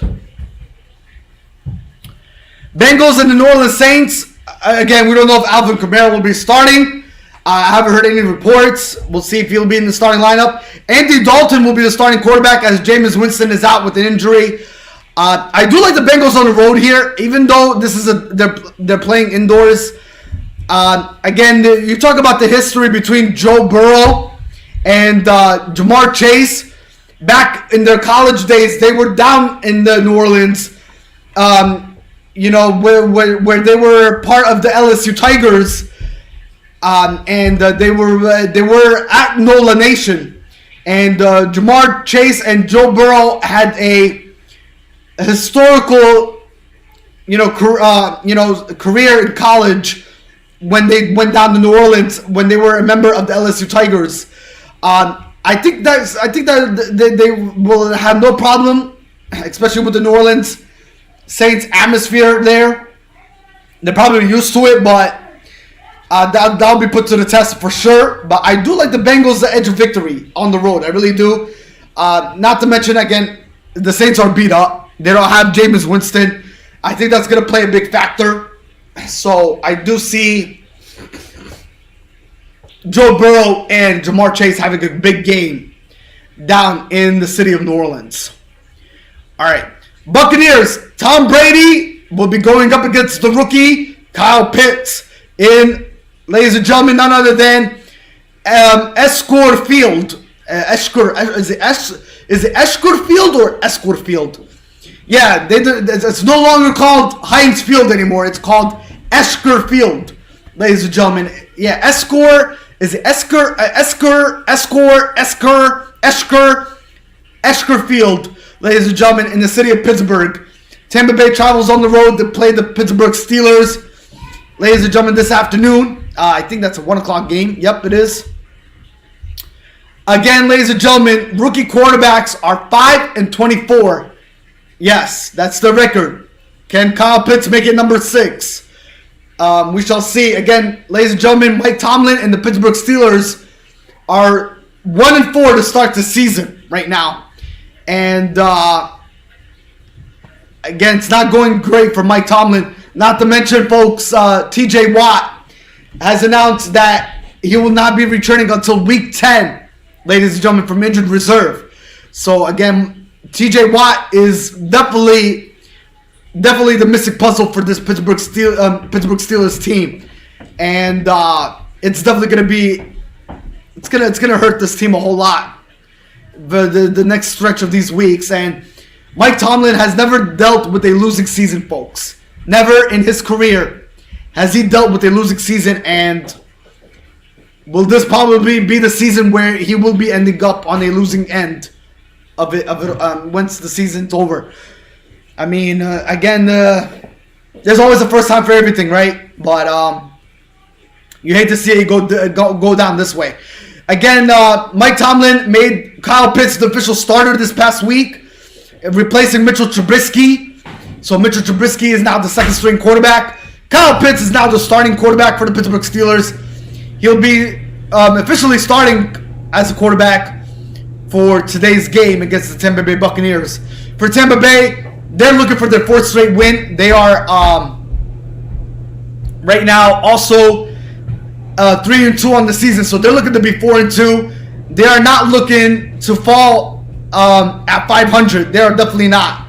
They want to continue moving above 500 onto the season, and you know they're going to try to do everything they can against the Pittsburgh Steelers with the victory win and escaping away from Pittsburgh with a victory win nonetheless. So they're going to have to do it. They're going to have to do it. All right, and by the way, the Buccaneers are my lock pick as well. All right, 49ers and Falcons, ladies and gentlemen. 49ers, I have no problem with them. Again, Jimmy Garoppolo, ladies and gentlemen. He had a great display last week. Jimmy Garoppolo had a great display last week against the Carolina Panthers on the road. And ladies and gentlemen, they didn't even have to travel that far, to be honest with you. Last week, the 49ers were in Carolina. Now they're going down to Atlanta to play the Falcons. So they did not have to go back to the West Coast. They stayed at the East Coast and they practiced all week there. All they had to do was travel maybe a couple the difference between Carolina and Atlanta. So they had to probably fly for a couple miles. But not much though. So again, they played Carolina last week, and now they get to play the Atlanta Falcons this afternoon. I do like the 49ers here against Atlanta. So this will be their second road win in back-to-back weeks. So awesome stuff. Jimmy Garoppolo had a heck of a performance last week against the Carolina Panthers, and I think he'll continue to do it against the Atlanta Falcons, and not especially with Kyle Pitts returning and Marcus Mariota as the quarterback. But I don't think Marcus Mariota, I think he's going to be tested, especially against Nick Bosa and that 49ers defense. So again, I do like the 49ers chances going into this afternoon against the Atlanta Falcons, folks. I do like 49ers chances. And not to mention, folks, the 49ers are right now 3-2 on the season, so they're looking to become 4-2. And they're gonna do everything in their power to escape with a victory against Atlanta Falcons. So we'll see. But Jimmy Garoppolo, ladies and gentlemen, he's doing this thing, and he's gonna continue where he left off. All right, New York Jets against the Green Bay Packers. The Green Bay Packers are my lock pick, ladies and gentlemen. I do like the Green Bay Packers. All right, I do like the Green Bay Packers here. Speaking of the New York Jets, congratulations to the New York Jets. Not only did they win last week against the Miami Dolphins, but ladies and gentlemen, the New York Jets also picked up a victory in Week 4 against the Pittsburgh Steelers. So congratulations to the New York Jets on picking up back-to-back victories for the first time since the year 2015, folks. Yeah, for the first time since 2015, folks, the New York Jets have won back-to-back weeks. They defeated the Pittsburgh Steelers and they defeated the Miami Dolphins last week. So now they'll be playing Aaron Rodgers and the Green Bay Packers. They're going up to Lambeau Field, folks, and I don't think the New York Jets, even though, hey, Zach Wilson had a great performance, I mean, I think he's going to be very challenged today against that Green Bay Packers defense. And not to mention, Aaron Rodgers is just, I mean, who could stop Aaron Rodgers? If you have no answer for Aaron Rodgers, then, you know, it's going to be a long day for you. So, Green Bay is my lock pick, and I like Green Bay this afternoon against the New York Football Jets. All right, Minnesota Vikings, they'll be traveling down to South Florida against the Miami Dolphins.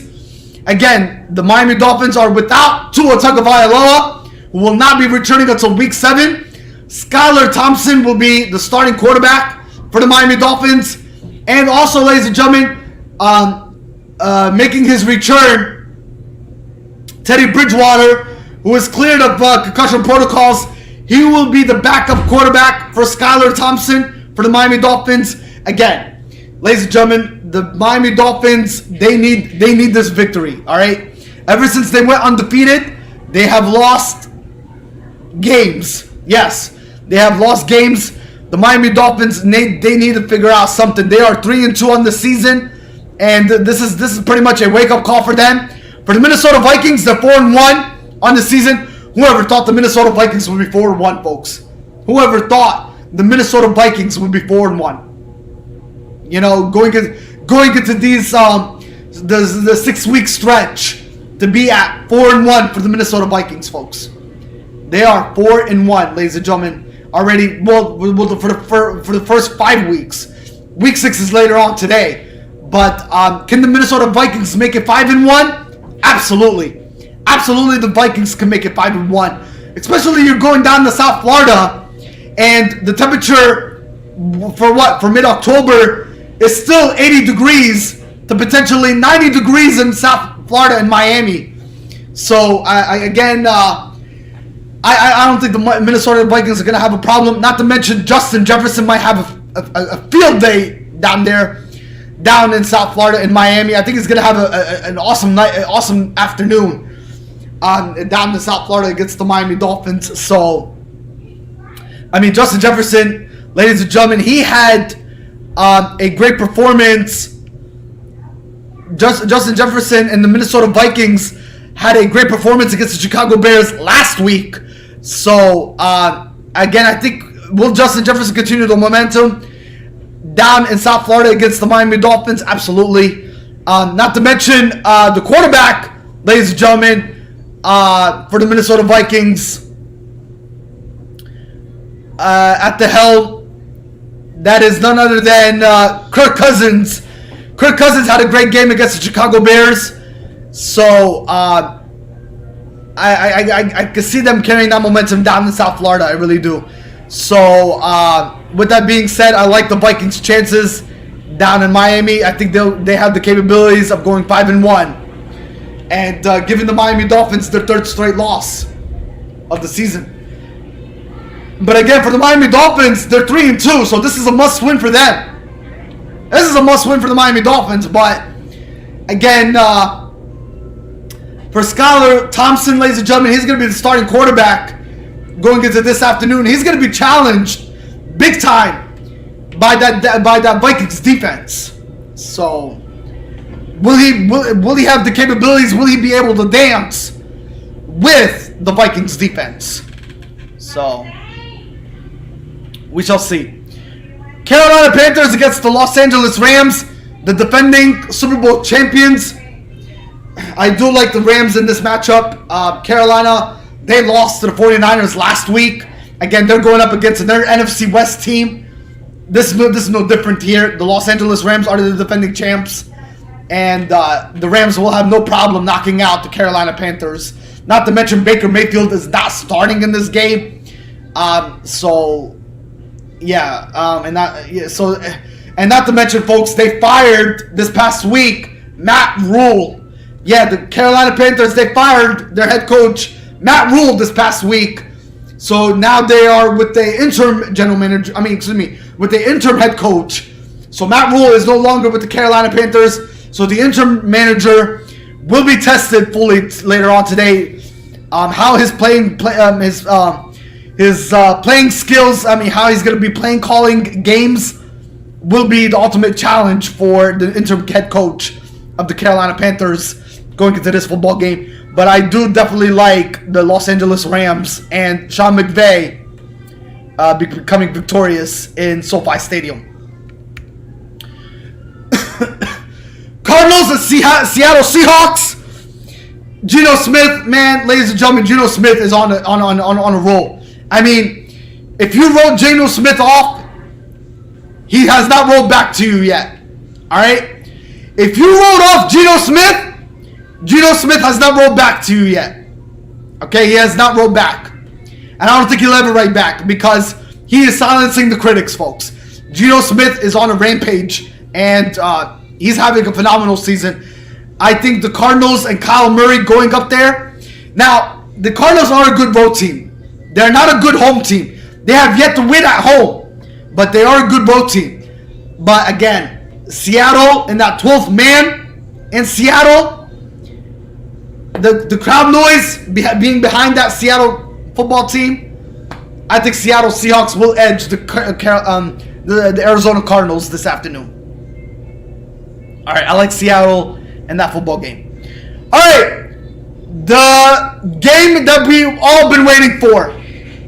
The game that we've been all waiting for. Basil! Yalla, Basil!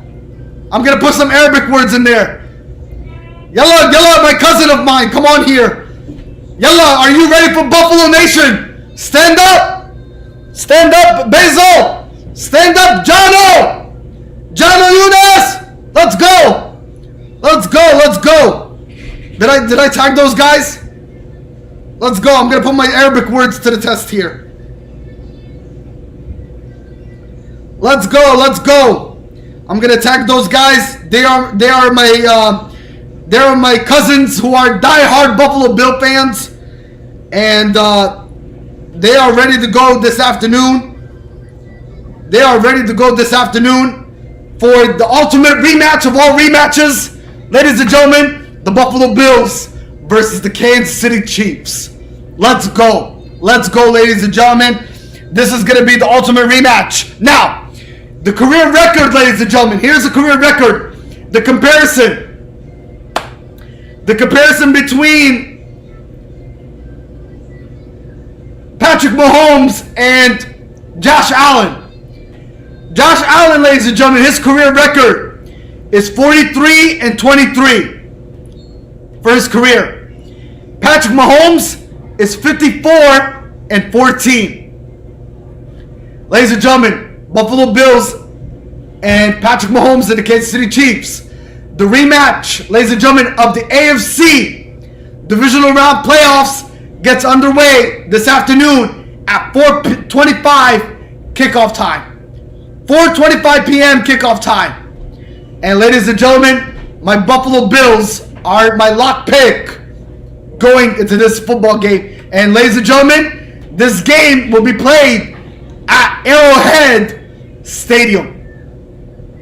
It will be at Arrowhead Stadium, ladies and gentlemen, this afternoon between the Kansas City Chiefs and the Buffalo Bills. And ladies and gentlemen, you know Josh Allen has revenge on his mind. You're talking about two 4-1 teams right here. Buffalo's 4-1, Kansas City's 4-1. This is the matchup that this is probably the game of the week right here. This is the game of the week, ladies and gentlemen, between the Buffalo Bills and the Kansas City Chiefs. I like Buffalo. I think Buffalo is just gonna come out with revenge in this football game. And it's all about starting fast, ladies and gentlemen. It's about starting fast and finishing fast. And not to mention, Christian McCaffrey, ladies and gentlemen, is on the market. The Carolina Panthers, and according to sources and reports, they are shopping Christian McCaffrey, folks. So, with that being said, will the Buffalo Bills sign Christian McCaffrey, folks? Oh man, can you talk about him being in the backfield position? Possibly with Josh Allen and Devin Singletary. That team will be unstoppable to beat. This is going to be a great game. I like Buffalo's chances here. I really do. Even though, ladies and gentlemen, it's tough to play at Arrowhead. Again, I don't think Josh Allen is even worried about that right now. Josh Allen, ladies and gentlemen, is worried about revenge and revenge only. What happened last year in the AFC Divisional Round Playoffs is a taste that the Buffalo Bills want to get rid of out of their mouths. And they're going to do that later on today at Arrowhead. Last year, ladies and gentlemen, in the AFC Divisional Round, that game went to overtime and they never touched the ball.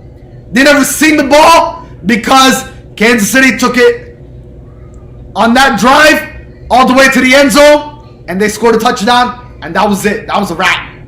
Kansas City moved on to the AFC Championship to have a date with the Cincinnati Bengals, who the Cincinnati Bengals, they did defeat the Kansas City Chiefs, by the way. So, again, folks, with that being said, this is revenge. And revenge is going to be the ultimate goal for Buffalo Bills and Josh Allen and Stephon Diggs going into this game, and Gabriel Davis going into this game later on today. So Buffalo Bills are my lock pick this afternoon. All right, Cowboys and Eagles! Cowboys and Eagles! Cowboys and Eagles! Cowboys and Eagles! Cowboys and Eagles! Alright, now, a lot of people are asking me, why did you not pick a lock pick for this one? Well, because I'm worried about the outcome. I'm worried about the outcome of this game. That's why I did not pick a lock pick for this game, for this matchup. I did not choose a lock pick for this matchup because I am worried about this game. This game is going to be either a high-scoring game or it's going to be a low-scoring game. It's going to go either way.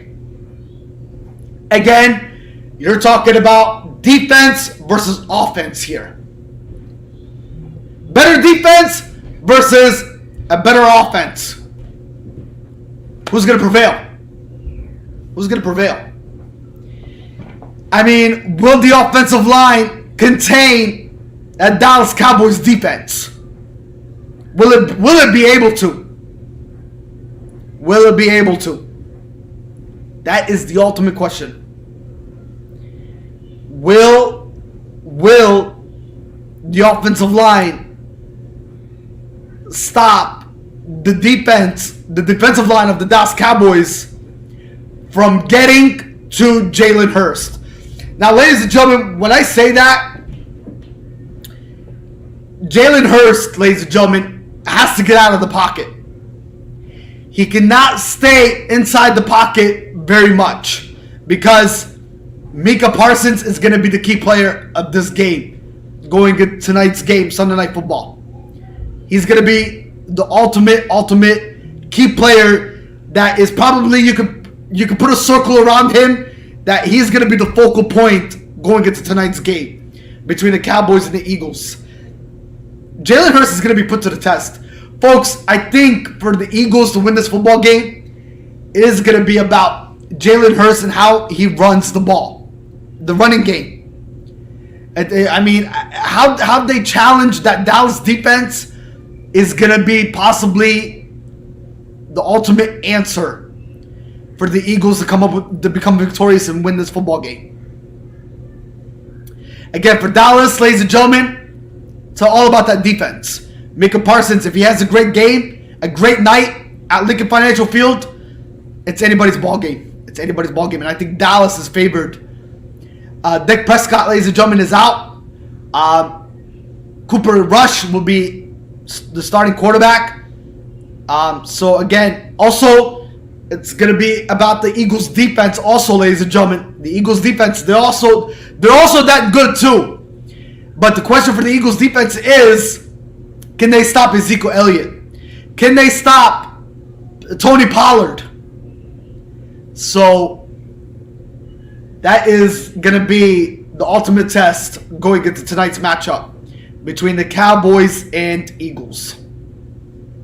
What's my prediction? If it's a high-scoring game, I pick the Eagles. If it's a low-scoring game, I still pick the Eagles. But it could go Cowboys also. If it's a low-scoring game, it could go both sides, folks. It could go both sides. Again, the Cowboys, they could do what the Arizona Cardinals almost did last week. And the Arizona Cardinals, what they did almost last week, they almost tied that game and sent that game almost to overtime, which it didn't happen because the field goal kicker missed the field goal. So that's why the Eagles were lucky to be victorious and escape the win in Arizona. Not to mention Arizona is a tough place to play. It really is.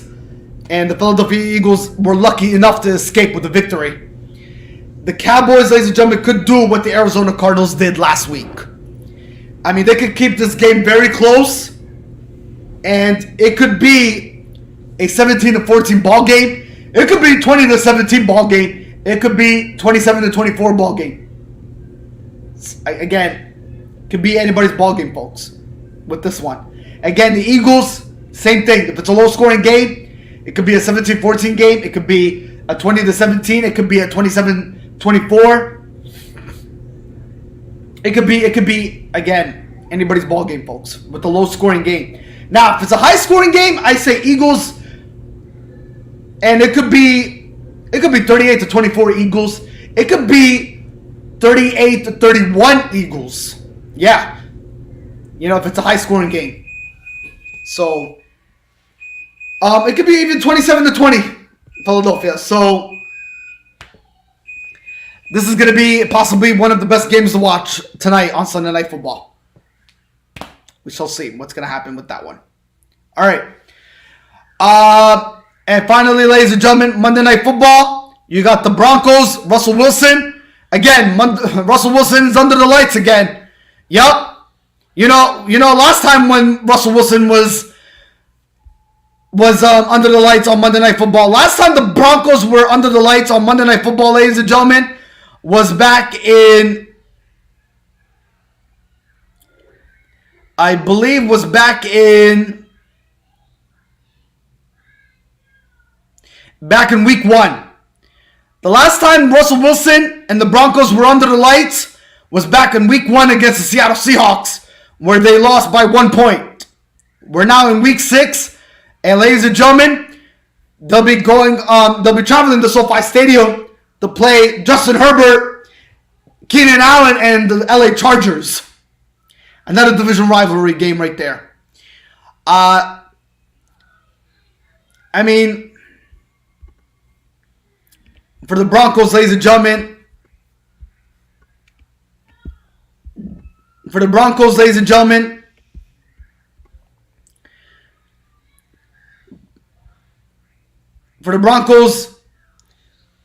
I mean, in week 4 they played the Raiders, and that was a division rivalry game where the Raiders defeated the Broncos 32-23. The Broncos have yet to play the Chiefs. They have not played the Chiefs just yet. So again, this is the Broncos' second rivalry game, I believe. Yup. So with that being said, I mean, we shall see what's going to happen with this matchup. Again, last time Russell Wilson, ladies and gentlemen, was under the lights was back in week 1, where they lost to the Seattle Seahawks by 1 point. And then they played a Thursday night game against the Indianapolis Colts, where they lost in an ugly game there. The Broncos, they lost to the Indianapolis Colts 12-9 on Thursday Night Football. And now Russell Wilson's under the lights again against the Chargers. I think this one probably is not going to be any different. I do like the Chargers here. I think Russell Wilson's going to have a hard time and difficulty nonetheless, folks. I think so. So, I think, he'll be lucky enough if he escapes with a victory, folks. I think this is also going to be a low-scoring affair. I mean, again, the Broncos, their matchups under the lights have been nothing but low-scoring games. And this one probably not going to be any different. So, will the Broncos edge a victory? Possibly, if they keep this very close.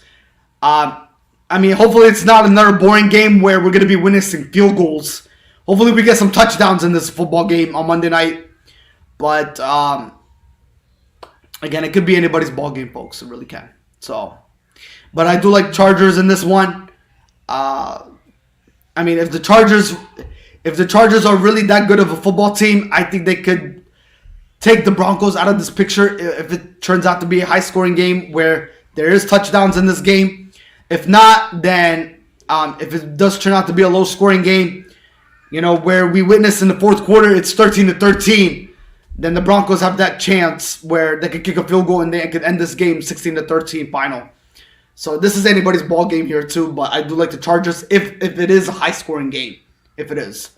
But again, it can go anybody's direction, folks, nonetheless. All right, ladies and gentlemen, that is all for your Sunday, October 16, 2022. Thank you for joining us. I know we didn't get a whole lot of audience in here today, but if you did chime in and even if you said hello and made your presence known, we greatly appreciate it. Thank you for tuning in and just reaching out and checking in. You guys have been a great audience. Thank you for tuning in to Worldwide Sport Updates on this Sunday morning. Enjoy the rest of the games, ladies and gentlemen. There is no NHL hockey news. Again, there's not really a whole lot going on today on this Sunday. There's no hockey. There's no NBA. There is one Major League Baseball game. And there is NFL games going on today. So enjoy those. I think this is the quiet before the storm, before next week starts. Because, again, next week is going to be very hectic. The NBA regular season officially gets underway. You got NHL hockey season already progressing. Major League Baseball Championship Series round will continue. And NFL, going into next week. College football. Everything, folks. And you know what's disappointing? There will not be a live podcast next Sunday. Why? Because I'm attending a baptism. Yes. So, next Sunday, ladies and gentlemen, I will be attending a baptism for my nephew. So there will not be a live podcast next Sunday, folks. Yes, I'm sorry. So we will not be airing live next Sunday, folks. We will not be airing live next Sunday. But again, we will have a recorded podcast on Friday, though. Yes, we will. We will have a Friday recorded podcast. So tune in for that on Friday morning. And if you missed it, just tune into our YouTube channel for the latest sports updates that happened throughout this whole week. Again, we're going to be probably witnessing a whole slew of them coming in, nonetheless. All right, ladies and gentlemen, thank you for joining us on this Sunday, October 16, 2022. Have yourself a great work week, a great week nonetheless. And tune into our Friday's recorded podcast for the latest sports updates on our YouTube channel for anything that you missed. Again, this is Worldwide Sport Updates, folks. Your host, Joseph Hadid here for Worldwide Sport Updates, your podcast, your news, your local community. Have yourself a great work week, folks. Stay classy, stay blessed. Talk to you guys soon. Bye-bye.